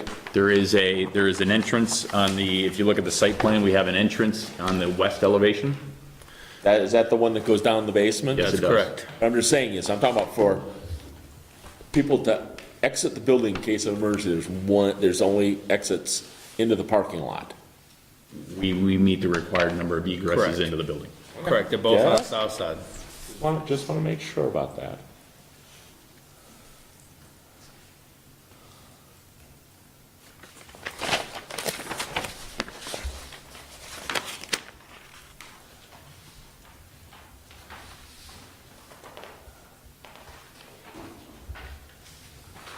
Any other questions, John? No, those are all I have. Okay. Courtney? You got fire stairwells on both sides of the on both ends of the building, right? Correct. Is there a reason why we only have the first floor though, for the plan? That's full plan. I'm I just said, sorry. is there any reason we only have the first floor plan? Usually we have all of the floor. Look like they're probably mirrors of each other. Probably a mirror image. Is that fair to it's- say? it's stacked. Yeah. Yeah. So every floor follows the same So every layout. floor has a lobby and No, they won't have, they'll have a lobby, but they won't have a vestibule. completely follow the floor plan. So but it's stacked, basically the end units will go all the way up through. Do floors 2 and 3 have a common area? No, so what'll end up happening here is the area, the entryway that you have here with the lobby, Yes? And then That's just another unit. and then, exactly, there'll be a unit above it, 2 units above it on the second, second and third as you go up. And the same would exist where you see the den fitness area, there would be, So how does that particular double stairwell, then exit if you got 2 units above that? there's a small, like I said, conceptually, I'm basically saying, but there will be a hallway, obviously, because the elevator's right here. Yeah.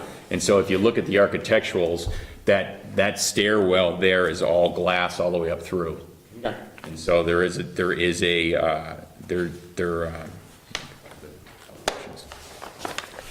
you can see here, I'll point right here. See the little window right here? Yeah. That's a hallway. The Okay, hallway so, goes all the way out to the exterior wall. Yes. okay, so that secondary that smaller window is That's the end of the The hallway. hallway. So you have natural light coming into the hallway, which, Right. you know, for the elevator access coming off the second and third floor.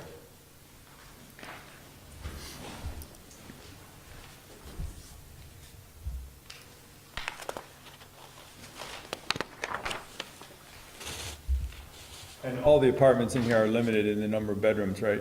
All one bedrooms. All of them. So those are actually a little bit smaller, I'm guessing, the ones above the door there. Yeah. They vary, the end units are a little bit larger, the interior ones are a little smaller. Is there a requirement for your stairwells to be pressurized, just out of curiosity, you're going 3 stories, or is that not a requirement? It's only on the high rises? Okay. Are you talking about a standpipe, or no? No, pressurized. I'm talking about basically that the air in the stairwell is higher than the rest of the community, so smoke will not go. Yeah, I'm not even require that at 4 stories. What?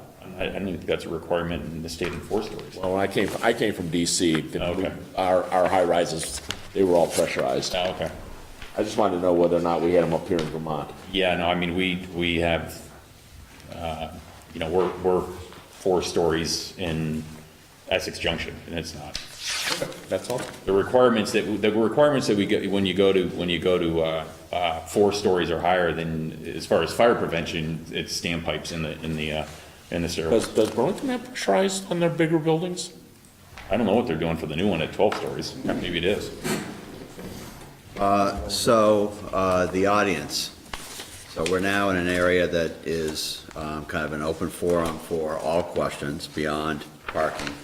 I'd like to open that up to the audience. Ma'am? Hi, how many occupants per unit? I know it's only 1 bedroom, but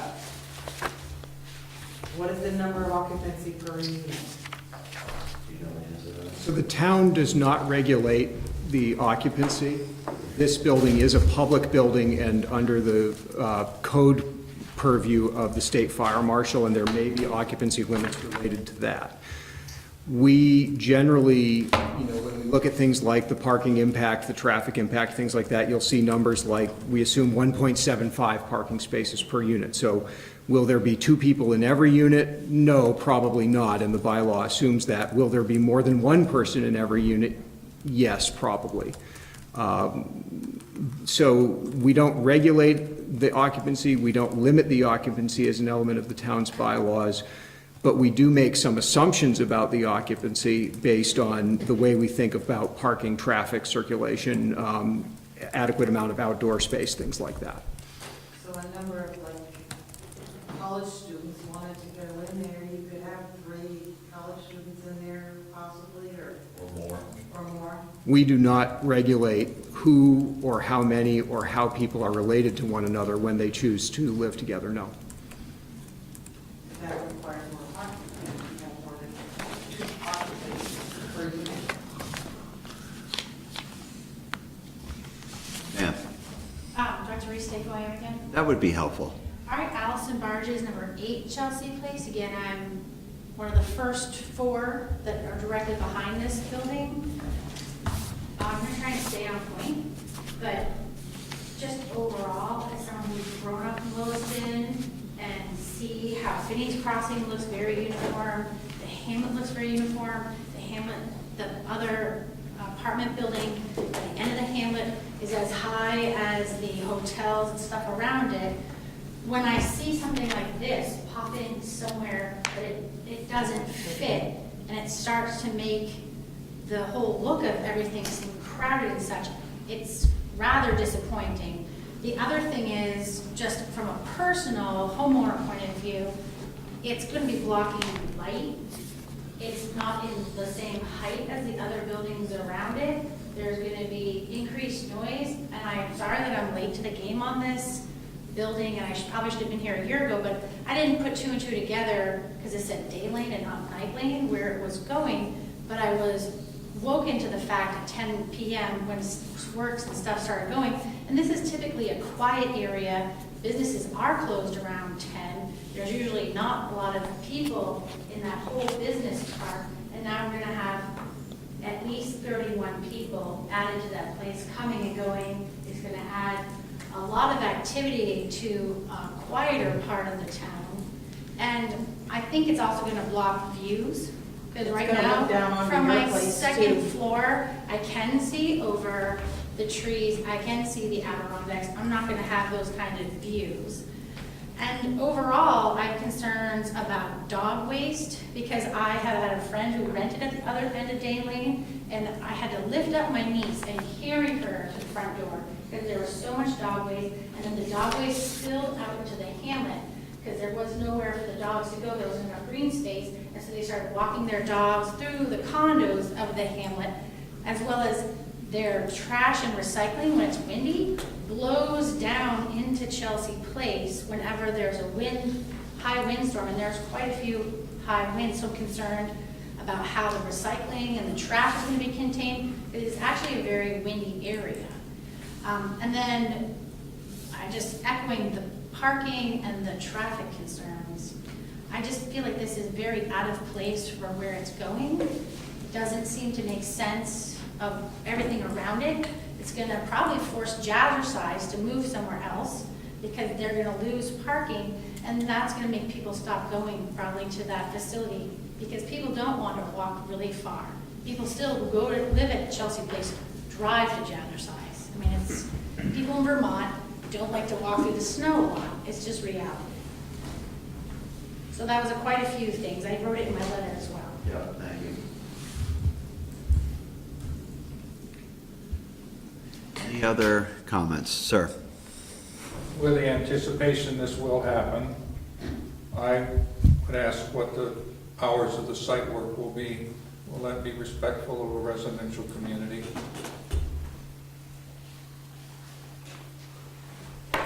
So we have the opportunity as the DRB to weigh in on that topic, correct? You do. You know, generally, the hours of operation for site work are regulated via the town's noise ordinance, which shuts things down at 7 p.m., generally limits noise before 7 a.m. as well. And I'm quoting that. I may have the hours off one side or the other, and I can look it up for you. The noise ordinance is actually not part of the bylaw, but any sort of pounding, driving, digging, heavy equipment operation will generally exceed the decibel limits in the noise ordinance at the property line, just, you know, by its nature. That limits construction activities to daytime hours. The board in the past has also considered adding conditions of approval to sites. I think it's usually more been commercial sites where it's going to be a regular operational thing.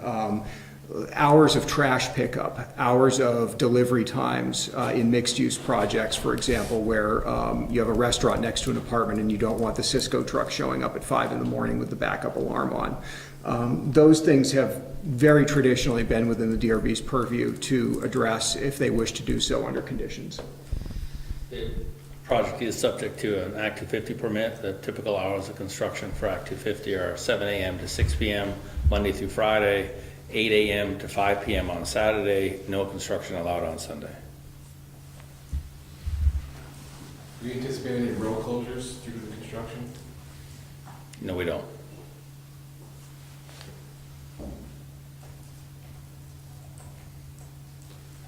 Ron Dorn from 90 Madison. My concern is the dog waste. I have a lot of, the two offenders I have in my neighborhood come from the apartment building H, I believe, and their trash container is protected. It's a chain link with louvers through it. And Casella comes out and picks it up, but doesn't gather up all the dog poop bags that have been lobbed in over it. So they've been there, I've been there 6 weeks, and they're still there. And they're coming from the hotel, excuse me, the apartment complex. So there needs to be some type of management for the poop. It's a Oh, problem. yeah, it's a problem. So one thing the board can consider under, you know, solid waste management is whether a typical fenced and screened dumpster is adequate here. If the board wants to ask the applicant to show a more access-controlled, screened, or refined dumpster enclosure, we've had those proposed in other projects in town where it's more of a three-sided building with a door access and, you know, a roof and ventilation that's screened to prevent things from blowing out. So, you know, if that's a concern, I'm just going to put it out there that the board has considered more enhanced trash enclosures before, depending on the site. Seems like the dog waste is more of a neighborhood problem, though, that one that we're gonna in. add 31 more. When they don't have a yard of their own, Jim Thornton 44 Chelsea Place, when they don't have a yard of their own, they're obviously going to walk. And one of the closest places is Chelsea Place. And we already have an issue.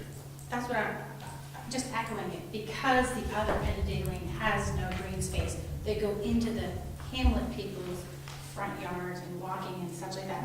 And they actually already continue into Chelsea and down Zephyr. So now it's gonna be at both ends, and there's just no green space, and it's a very small buffer between my condo and the parking lot. And it is a berm that's very small green, very little green space, and then you're gonna have an urban park. They're gonna probably just walk into Chelsea, because again, it's the easiest, most green space. Sir? Jim Thornton, 44 Chelsea Place. Lighting, I think Matt addressed this earlier. This is going to be immediately behind several units of Chelsea Place. How is the lighting going to be adjusted so that it's not shining in from apartments or from out exterior lighting? How is it going to be shielded so it's not glaring into Chelsea Place? We also in Chelsea Place have a low lighting in our development alone. When we walk our animals at night, once it gets dark, we use flashlights because we limit the amount of street lights for that reason. Sure, well, I'll start with the lighting plan submitted by the applicant. This plan around the sort of picnic and grill area at the corner of the access drive and the parking lot, it shows some bollard lights. So these are 3-4 feet tall with downward shields and generating light levels around, let me see, I'm seeing nothing in excess of 4, and I believe it's either lumens or foot candles, and I always get them mixed up, where our maximum is 5. Sorry, it is foot candles. So we allow up to 5, we're getting 4, and those light levels are dropping to 0 on the ground by the time they hit the grassed area or the sidewalk adjacent to the site. So Williston's bylaw looks at a couple things. We look for no brighter than a certain level, which is what I was just talking about. We look for even lighting of areas that are lit, because you can actually have a very bright light and a not so bright light, and the effect is that the not so bright light feels dark. So we look for a level of uniformity. And probably most importantly to the design, we look for fully downward facing and fully shielded lights that don't allow any light to escape horizontally or above from the light bulb itself. So essentially you've got to be at some angle underneath the light before you see that element and experience any of that light in your eyes. Finally, what I'm talking about when I say where the light levels drop to 0 is what we call light trespass, which is that when someone does outdoor lighting, none of that light should be illuminating measurably anything off-site. So, you know, you used to see places, they would have a parking lot light that might create a pool of light that extended over onto somebody else's property or into the public street. Williston does not allow that, and so we do require the applicants to show us a lighting plan. In this case, exterior lighting is really limited to lighting that area and the walkway adjacent to the building. We're just seeing proposed use of existing parking lot lighting and street lighting. No proposed sort of accent lighting on the exterior of the building. The other question was about light trespass, which would be light coming from inside of the building. Williston's had some challenges with light trespass in commercial and industrial buildings that have large banks of windows that are highly visible from a distance. You can think about some of the buildings you can see into from Interstate 89 that are up on the hill on Hurricane Lane. In the 10 years I've been here and in the records I've reviewed, I've not seen an issue come up related to residential lighting.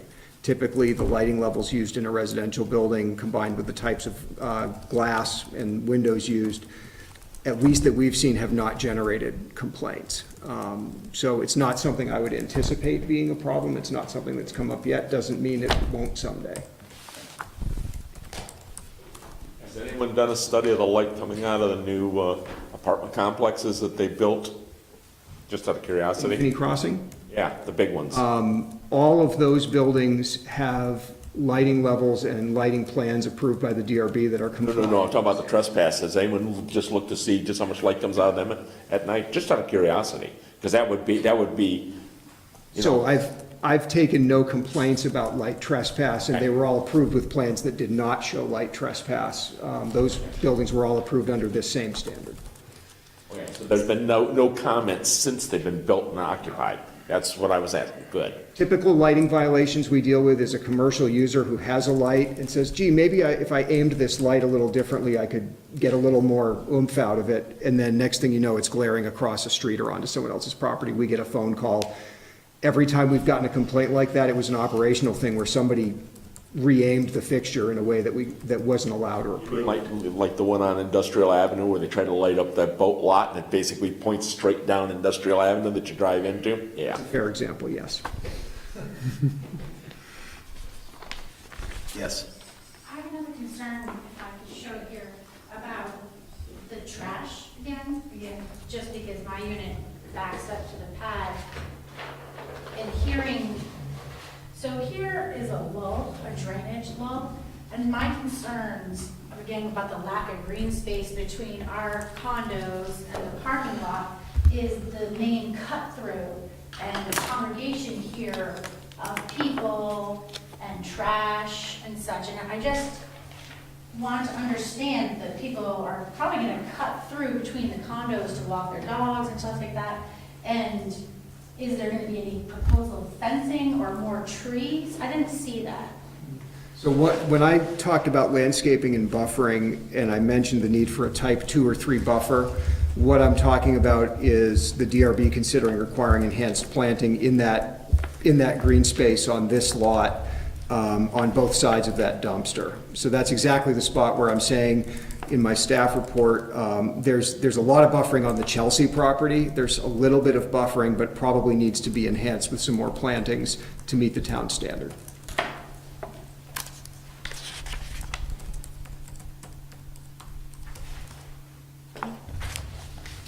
Yes. Brad, coming to 106 Chelsea.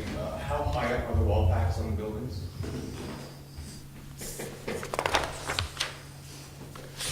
The lighting plan I have does not show any light generated by wall packs on the buildings. I would assume there's lighting under the covered entryways, as, you know, as high as that roof, but I don't see any accent lighting or wall packs or anything like that proposed for this building. In fact, there'll just be some tin cans on the overhang, right where the doors are. By the doors. Is there a designated smoking area on the property? Where that might be? I would anticipate basically the area out in front of the building with, that is the pocket park area would be utilized for such. We do not have a requirement in our bylaw that somebody show one. I don't know, does code or state law say anything about separation between a public building and a smoking area? I mean, a lot of, campuses and places have adopted something, but we don't have it. Will you allow smoking on site? Can you designate that it can be, or does the owner have the opportunity to do that? It wouldn't, our bylaw would essentially be blind to that, whether somebody wanted to do that or not. I'm sure some of our commercial sites certainly have designated areas or chosen to manage that in different ways. Are there other parks in Williston that have charcoal grills and storage of the coals on site, and the fire department is signed up on them? Not that I'm aware of. I don't. Chelsea Commons have public charcoal grills. I don't know where. Chelsea Commons? Not Chelsea, I'm sorry, Finney Crossing. The apartments at Finney Crossing. Within the common area. Yes. And they have storage for those on site there for the coals afterwards? I would assume so. We're actually considering doing these as gas, natural gas grills. Okay, gotcha. So that's what we're considering, and they actually make a public gas grill that, for public spaces where it automatically has a timer on. You got the gas line running right by, just. That way you don't have to deal with the charcoal, basically. I looked into it just the other night, and it's actually, when you turn it on, it's an automatic timer, and that way you can't forget to turn it off. It's automatically gonna turn itself off after, whatever, half an hour, 60 minutes, whatever it is. Yeah. Sir? Tim Thornton, 44 Chelsea Place, stormwater. I know it's been addressed, but during the construction of this project, you're going digging down. I don't know the water tables, but has any consideration been given to displacement of water and the possibility of that water going into Chelsea Place? All of our test borings that we did out here found there was no groundwater. Okay, well, that was my question. Thank you.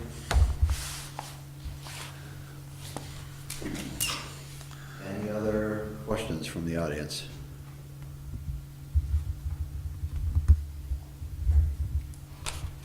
Any other questions from the board? Any other comments from the applicant? Okay, last call. I'm going to close DP 18-04 at 9 o'clock. Please make sure you're signed in legibly with your address on the sign-in sheet.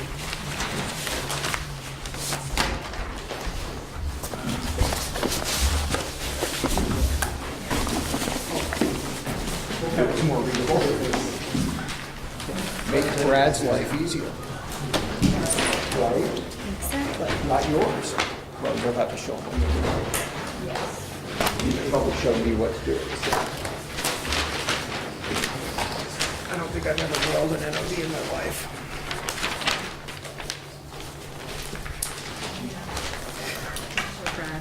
It's pretty simple.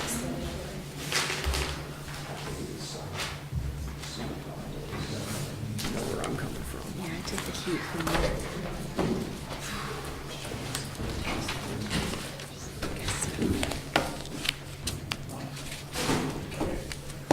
I'll apologize.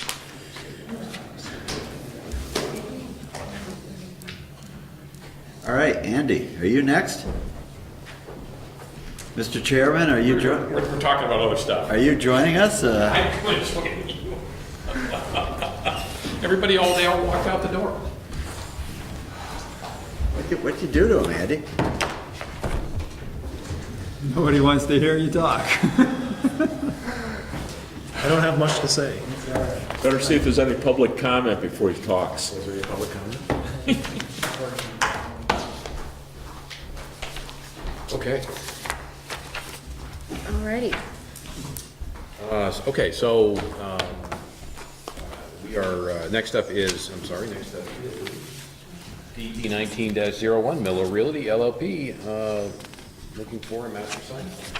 We're gonna open up DD 19-01 at 9:02. Mr. Rowe, if you would state your name and your address.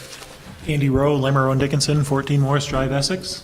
Great, thank you very much. For the record, my company does do business with Andy Rowe's engineering firm.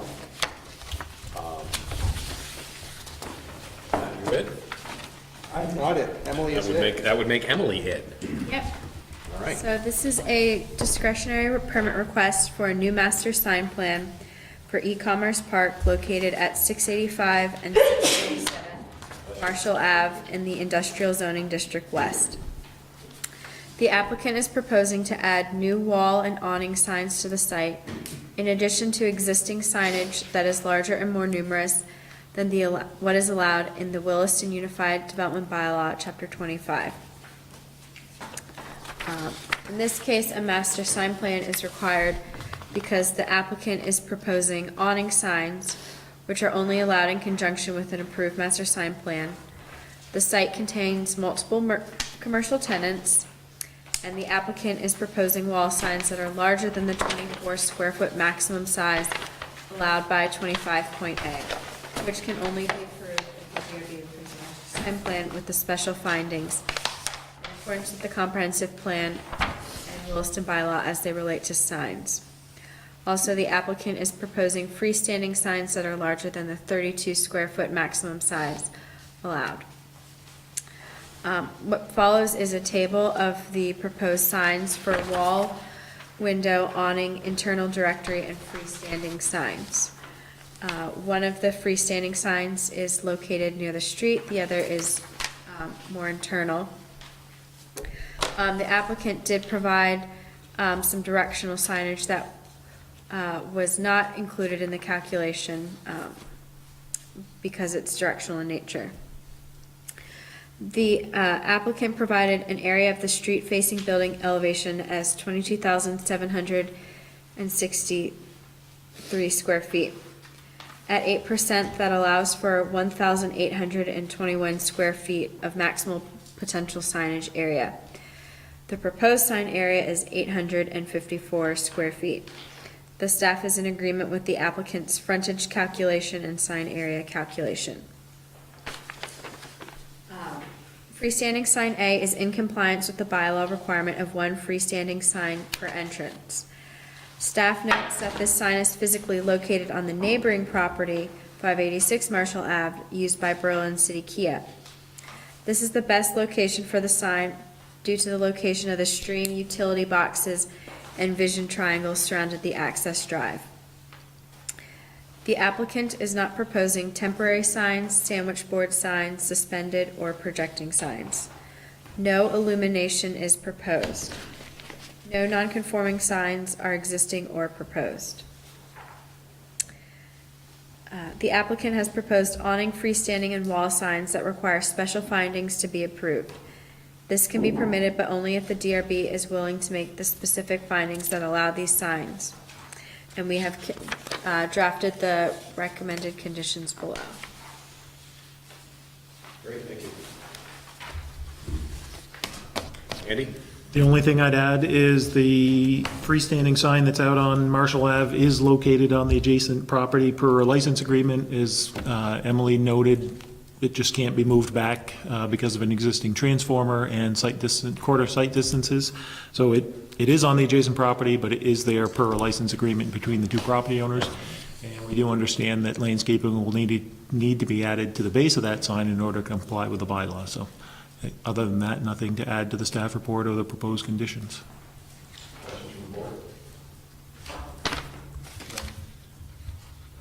Okay. I have one off-base question. Out of curiosity, if you can smell coffee, is that a pollution when they're roasting at night? When I go down South Parnell Road, I mean, every so often I can smell coffee, and I'm just I'm trying to, how do I get you back on track? No, I was just curious, It's not roasting. where that falls. Because this is a sign you get How that by. relates to a sign program. Well, they could have a sign saying, you're gonna smell coffee. Yeah, I know, right. Any other questions from the board? This actually needs more signs. If you've ever been out on a fire call at night, there's not enough signs to know where the hell you're going half the time. Maybe they're working toward it. Pete? I am good. You're good. This is good, yeah. I'm good then. You're good? Good evening. Good, thanks, Andy. Thank you. Thank you. Okay, we are going to close DP 19-01 at 9:07. Have a good evening.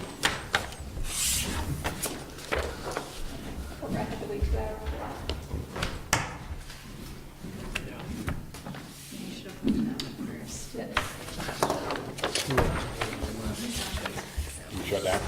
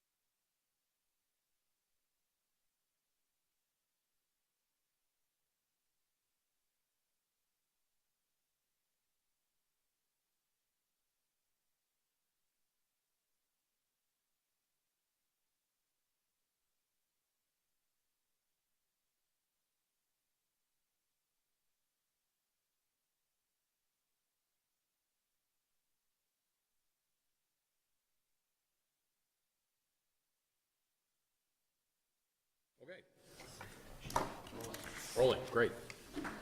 The Town of Williston's Development Review Board is, for Tuesday, August 28th, is out of deliberation at 9:50. Before we do get started, the board is in receipt of a letter from Lori Marino of 160 Hart Circle in Williston. It's written to the board regarding the Northridge development. The board is in receipt of the letter and has reviewed it while under deliberation. So.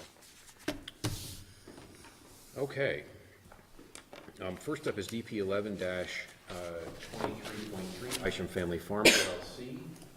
Who would like to make a motion? I would like to do that, Scott. As authorized by WDB 6.6.3, I, John Hemmelgarn, move that the Williston Development Review Board, having reviewed the application submitted and all accompanying materials, including the recommendations of the town staff and the advisory boards required to comment on this application by the Williston Development Bylaw, and having heard and duly considered the testimony presented at the public hearing of August 28, 2018, and the findings of fact and conclusions of law proposed by staff for the review of the DP 11-23, Amendment Number 3, and approve this discretionary permit subject to conditions above. This approval authorizes the applicant to file final plans, obtain approval of these plans from staff, and then seek an administrative permit for the proposed development, which must proceed in strict conformance with the plans on which this approval is based. We are going to modify a couple of the conditions. Number 6, we will strike the words "any required" at the beginning, and it will then read, "Vehicular and bicycle parking shall be provided as required by WDB Chapter 14, and as indicated on the site plan." And condition number 15, we will add at the end of that, "Boulders shall be spaced so as to prevent vehicular access to the wetland buffer." Great. Thank you. Do I have a second? Second. Paul seconds it. Any further discussion? No further discussion. All in favor? Aye. Aye. Aye. 5 ayes, no nays, motion carries. Pete, we'll skip over and do DP 19-01 Miller Realty. Do I have a There's motion? the Isham master sign plan too. Oh, that's right, we got the master sign plan. Okay. Do I have a motion for the discretionary permit, DP 11-23.3, Isham Farm Master Sign Plan? Sure. As authorized by WDB 6.6.3, I, John Hemmelgarn, move that the Williston Development Review Board, having reviewed the application materials submitted and all accompanying materials, including the recommendations of the town staff and the advisory boards required to comment on this application by the Williston Unified Development Bylaw, and having heard and duly considered the testimony presented at the public hearing of August 28, 2018, accept the findings of fact, conclusions of law, and conditions of approval proposed by staff for the review of DP 11-23.3 Master Sign Plan, and approve this discretionary permit for a master sign plan. This approval authorizes the applicant to submit final plans, obtain approval of these plans from staff, and then seek an administrative permit for future development, which must proceed in strict conformance with the plans on which this approval is based. Great. Do I have a second? I'll second it. Pete seconds it. Any further discussion? All in favor? Aye. 5 ayes, no nays, motion carries. Okay, next up, DP 19-01 Miller Realty LLP. For a discretionary permit for a master sign plan. As Who would like to authorized- make a motion? I would. As authorized by WDB 6.6.3, I, Peter Kelly, move that the Williston Development Review Board, having reviewed the application materials submitted and all accompanying materials, including the recommendations of the town staff and the advisory boards required to comment on this application by the Williston Unified Development Bylaw, and having heard and duly considered the testimony presented at the public hearing of August 28th, 2018, accept the findings of fact, conclusions of law, and conditions of approval proposed by staff for the review of DP 19-01, and approve this discretionary permit for a master sign plan. This approval authorizes the applicant to submit final plans, obtain approval of these plans from staff, and then seek an administrative permit for future development, which must proceed in strict conformance with the plans on which this approval is based. Great, thank you. Do I have a second? I'll second that. John seconds it. Any further discussion? All in favor? Aye. Aye. 5 ayes, no nays, motion carried. Okay, Mr. Kelly will read the next one. DP 18-04 Village Associates, the request for a discretionary permit to construct Mansfield Apartments, a proposed 31 one-bedroom unit building. Is there a motion? There is. As authorized by WDB 6.6.3, I, Courtney Doherty, move that the Williston Development Review Board, having reviewed the application submitted and all accompanying materials, including the recommendations of the town staff and the advisory boards required to comment on this application by the Williston Development Bylaw, and having heard and duly considered the testimony presented at the public hearing of August 28, 2018, and the findings of fact and conclusions of law proposed by staff for the review of the DP 18-04, and approve the discretionary permit subject to conditions above.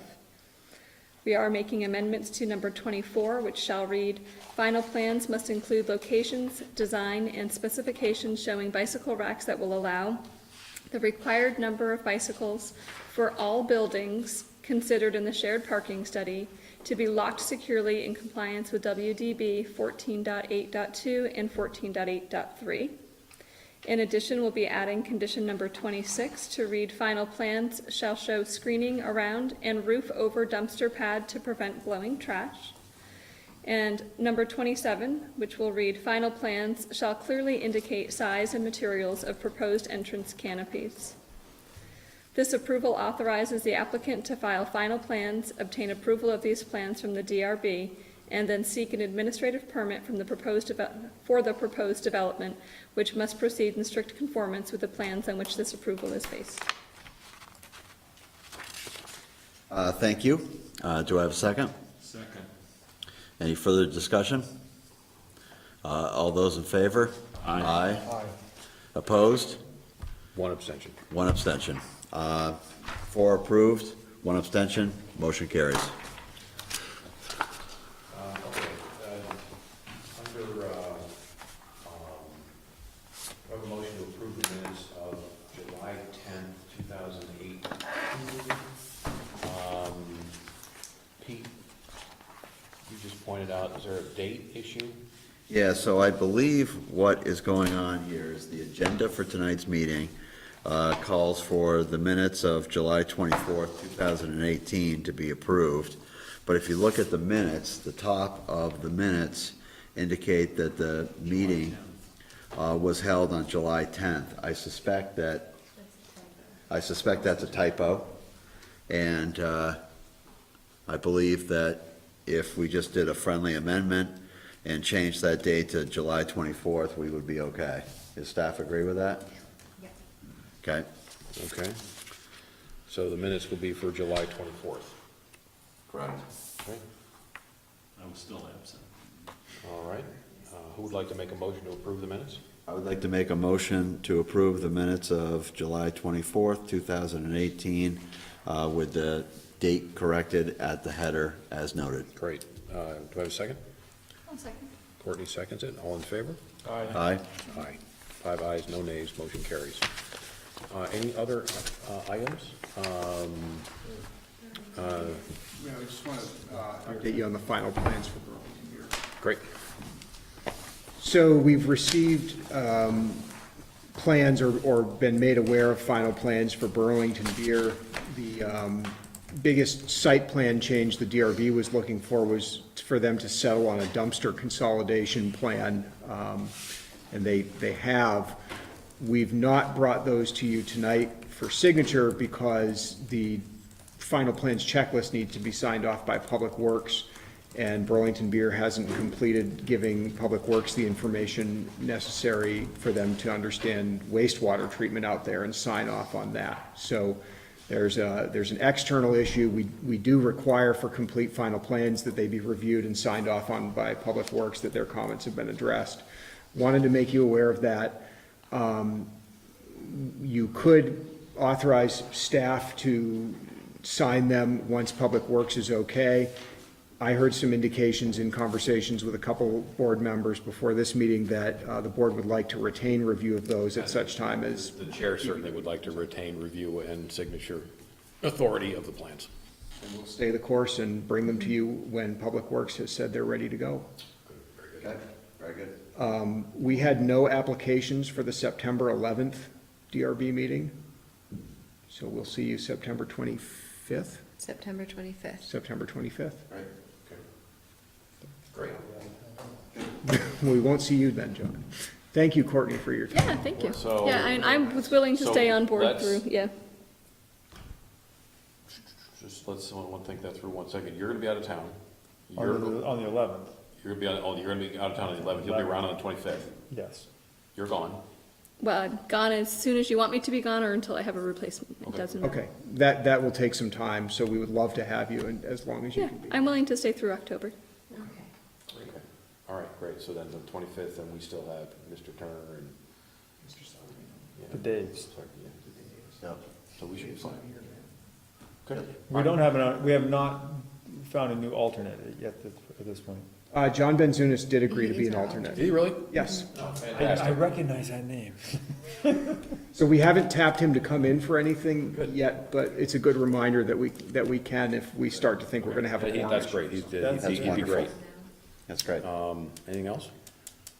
No, No? Do I have a motion to adjourn the meeting at 10:02? so moved. Thanks, everybody.